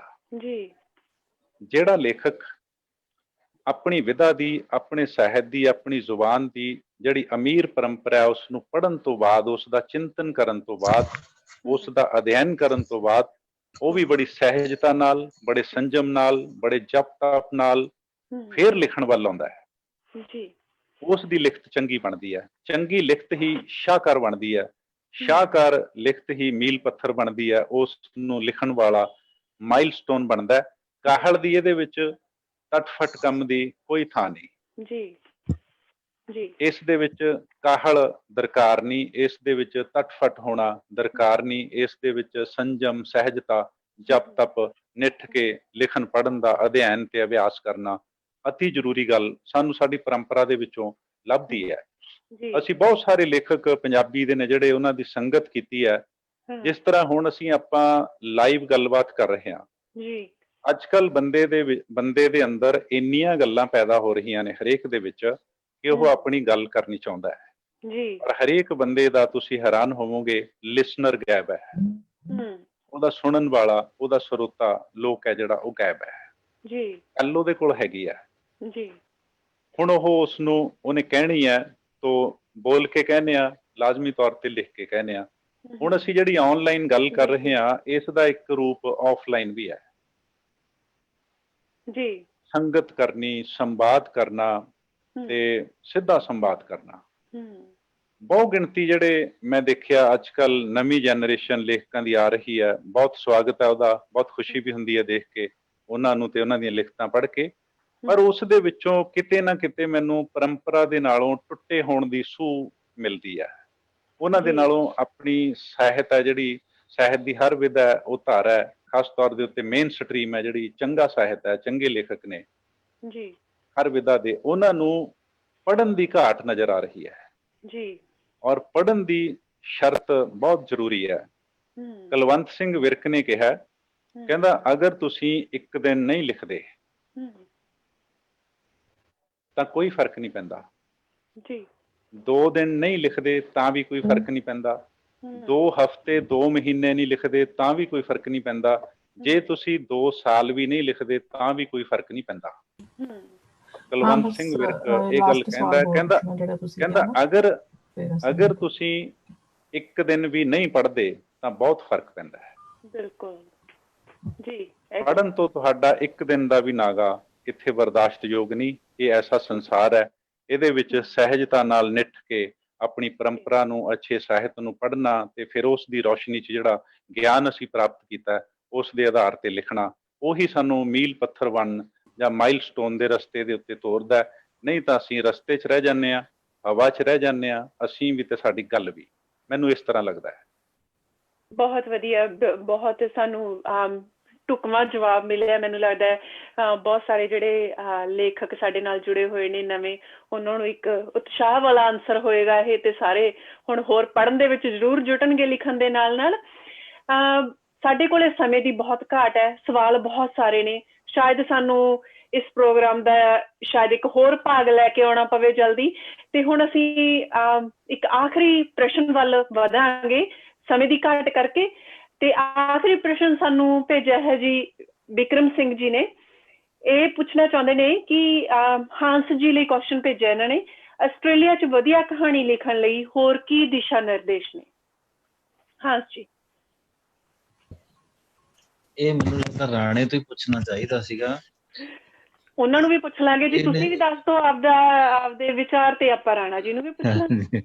ਹਾਂ ਹਾਂਜੀ, ਤੇ ਇਹ ਨਾ ਅਸਲ ਦੇ ਵਿੱਚ ਜਿਹੜੀ ਆਸਟ੍ਰੇਲੀਆ ਦੀ ਕਹਾਣੀ ਹੈਗੀ ਆ, ਕਿਉਂਕਿ ਮੇਰਾ ਹੁਣੀ ਵਾਹ ਪਿਆ ਇਹ ਪਿਛਲੇ ਹਫ਼ਤੇ ਜਦੋਂ ਤੁਸੀਂ ਪ੍ਰੋਗਰਾਮ 'ਚ ਮੈਨੂੰ ਸ਼ਾਮਲ ਕਰਿਆ।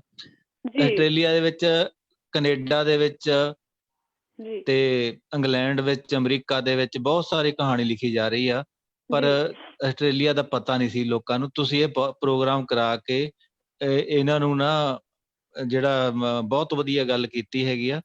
ਤੇ ਆਸਟ੍ਰੇਲੀਆ ਦੇ ਵਿੱਚ ਕਹਾਣੀ ਜਦੋਂ ਫੇਸਬੁੱਕ ਤੇ ਦੇਖਦੇ ਹੈਗੇ ਆ, ਕਿਉਂਕਿ ਫੇਸਬੁੱਕ ਚਲਾਉਂਦੇ ਰਹਿੰਦੇ ਆ, ਤੇ ਉਹਦੇ ਵਿੱਚ ਪਤਾ ਲੱਗਦਾ ਹੈਗਾ ਪੋਸਟਾਂ ਤੋਂ ਵੀ ਇੱਥੇ ਬਹੁਤ ਸਮਰੱਥਾਵਾਨ ਬੰਦੇ ਬੈਠੇ ਹੈਗੇ ਆ। ਪਰ ਜ਼ਿਆਦਾ ਤੌਰ ਤੇ ਉਹ ਕਵਿਤਾ ਹੀ ਲਿਖਦੇ ਹੈਗੇ ਆ, ਕਿਉਂਕਿ ਕਵਿਤਾ ਇੱਕ ਤਾਂ ਕਹਾਣੀ ਫੇਸਬੁੱਕ ਤੇ ਨਹੀਂ ਪੈਂਦੀ ਹੈਗੀ, ਛੋਟੀਆਂ ਜਿਹੀਆਂ ਪੈ ਜਾਂਦੀਆਂ ਹੈਗੀਆਂ ਮਿੰਨੀ ਕਹਾਣੀਆਂ ਜਾਂ ਹੋਰ, ਕਿ ਵੱਡੀ ਕਹਾਣੀ ਕਦੇ ਪਾਈ ਨਹੀਂ ਹੈਗੀ, ਤੇ ਲੋਕਾਂ ਨੇ ਕਿਸੇ ਨੇ ਤੇ ਪੜ੍ਹਦੇ ਵੀ ਘੱਟ ਨੇ, ਕਿਉਂਕਿ ਉਹ ਵੱਡੀ ਹੁੰਦੀ ਹੈਗੀ ਹੈ।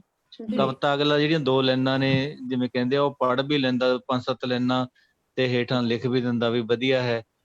ਤੇ ਉਹਦੇ ਕਰਕੇ ਜਿਹੜਾ ਹੈਗਾ ਜਾਣੀ ਪਤਾ ਲੱਗਦਾ ਹੈਗਾ ਵੀ ਜਿਹੜੇ ਆਸਟ੍ਰੇਲੀਆ ਵਿੱਚ ਬੈਠੇ ਆ ਵੀ ਵਧੀਆ ਸਮਰੱਥਾਵਾਨ ਬੰਦੇ ਆ। ਜਿਵੇਂ ਹੁਣ ਅੱਜ ਆਪਾਂ 2 ਕਹਾਣੀਆਂ ਸੁਣੀਆਂ, ਇਹਨਾਂ ਤੋਂ ਵੀ ਬਹੁਤ ਆਸਾਂ ਨੇ।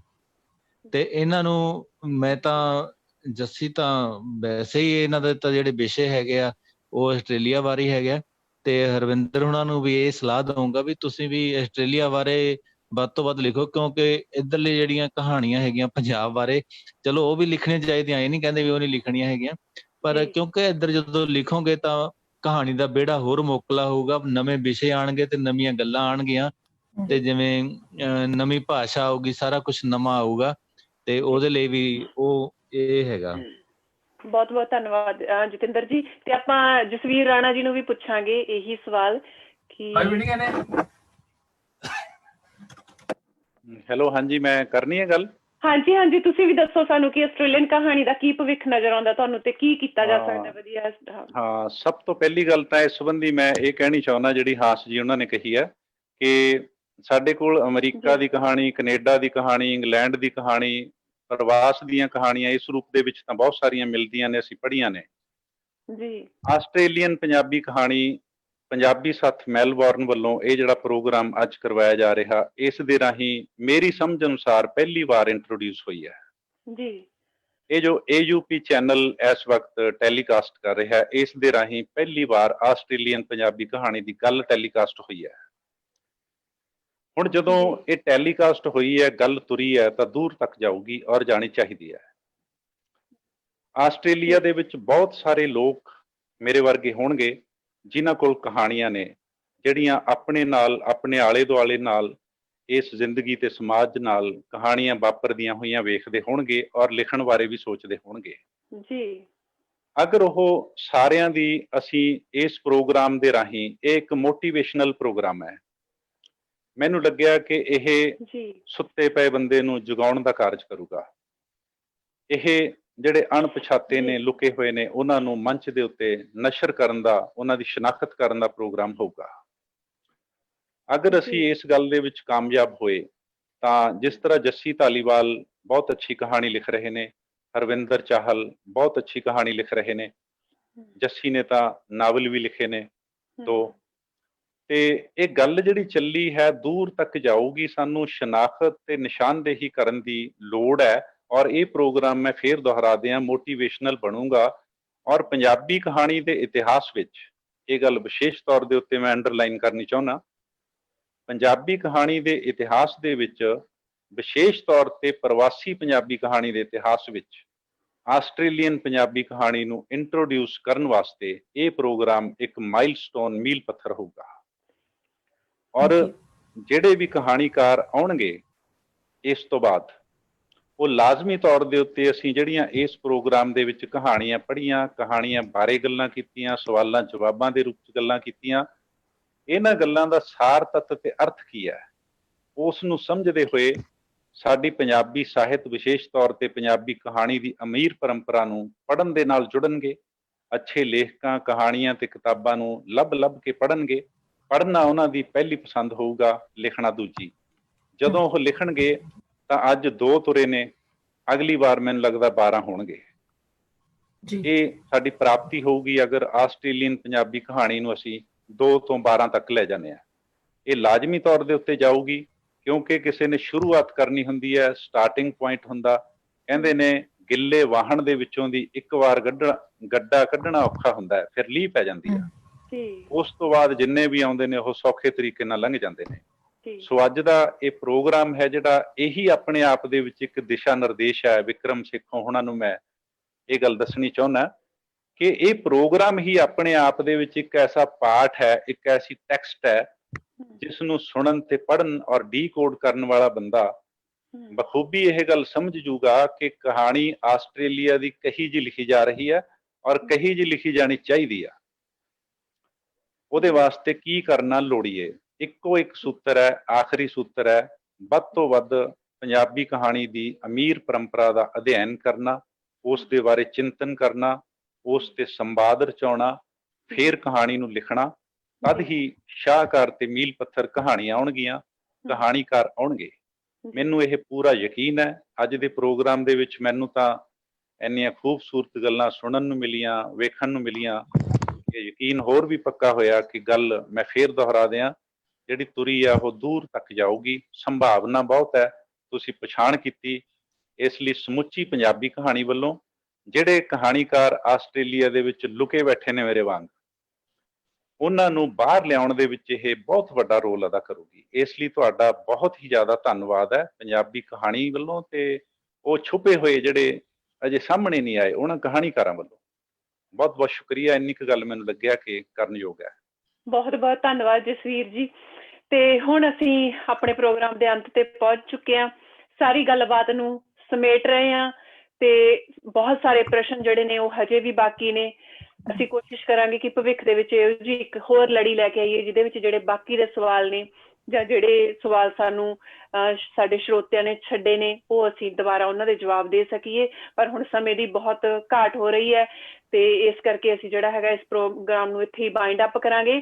ਜਾਣ ਤੋਂ ਪਹਿਲਾਂ ਮੈਂ ਬਹੁਤ ਬਹੁਤ ਧੰਨਵਾਦ ਕਰਨਾ ਚਾਹੁੰਦੀ ਹਾਂ ਆਸਟ੍ਰੇਲੀਅਨ ਪੰਜਾਬੀ ਚੈਨਲ ਤੋਂ ਵਿਕਰਮ ਸਿੰਘ ਸੇਖੋਂ ਜੀ, ਜਿਨ੍ਹਾਂ ਨੇ ਸਾਰਾ ਟੈਕਨੀਕਲ ਪਾਰਟ ਹੈ ਜਿਹੜਾ ਉਸ ਪ੍ਰੋਗਰਾਮ ਦਾ ਸੰਭਾਲਿਆ ਹੋਇਆ ਹੈ। ਰਮਾ ਸੇਖੋਂ ਜੀ, ਜਿਨ੍ਹਾਂ ਦੇ ਸਪੋਰਟ ਤੋਂ ਬਿਨਾਂ ਅਸੀਂ ਸ਼ਾਇਦ ਇੱਥੋਂ ਤੱਕ ਨਹੀਂ ਪਹੁੰਚਦੇ ਜਾਂ ਇੰਨੇ ਆਈਡੀਆਜ਼ ਸਾਡੇ ਕੋਲੇ ਨਹੀਂ ਆਉਂਦੇ। ਪੰਜਾਬੀ ਸੱਥ ਮੈਲਬਨ ਦੇ ਕਰਤਾ ਧਰਤਾ ਕੁਲਜੀਤ ਕੌਰ ਗਜ਼ਲ ਜੀ, ਜਿਨ੍ਹਾਂ ਨੇ ਬਹੁਤ ਬਿਜ਼ੀ ਸ਼ਡਿਊਲ ਦੇ ਵਿੱਚੋਂ ਸਾਰਾ ਪ੍ਰੋਗਰਾਮ ਆਰਗੇਨਾਈਜ਼ ਕੀਤਾ ਹੈ, ਸਾਰਾ ਭਾਰ ਆਪਣੇ ਮੋਢਿਆਂ ਤੇ ਚੱਕਿਆ ਤੇ ਬਹੁਤ ਹੀ ਹਿੰਮਤ ਤੇ ਉਦਮ ਨਾਲ ਜਿਹੜਾ ਹੈਗਾ ਇਹਨੂੰ ਇੱਥੋਂ ਤੱਕ ਤੁਹਾਡੇ ਸਭ ਦੇ ਸਾਹਮਣੇ ਪਹੁੰਚਾਇਆ।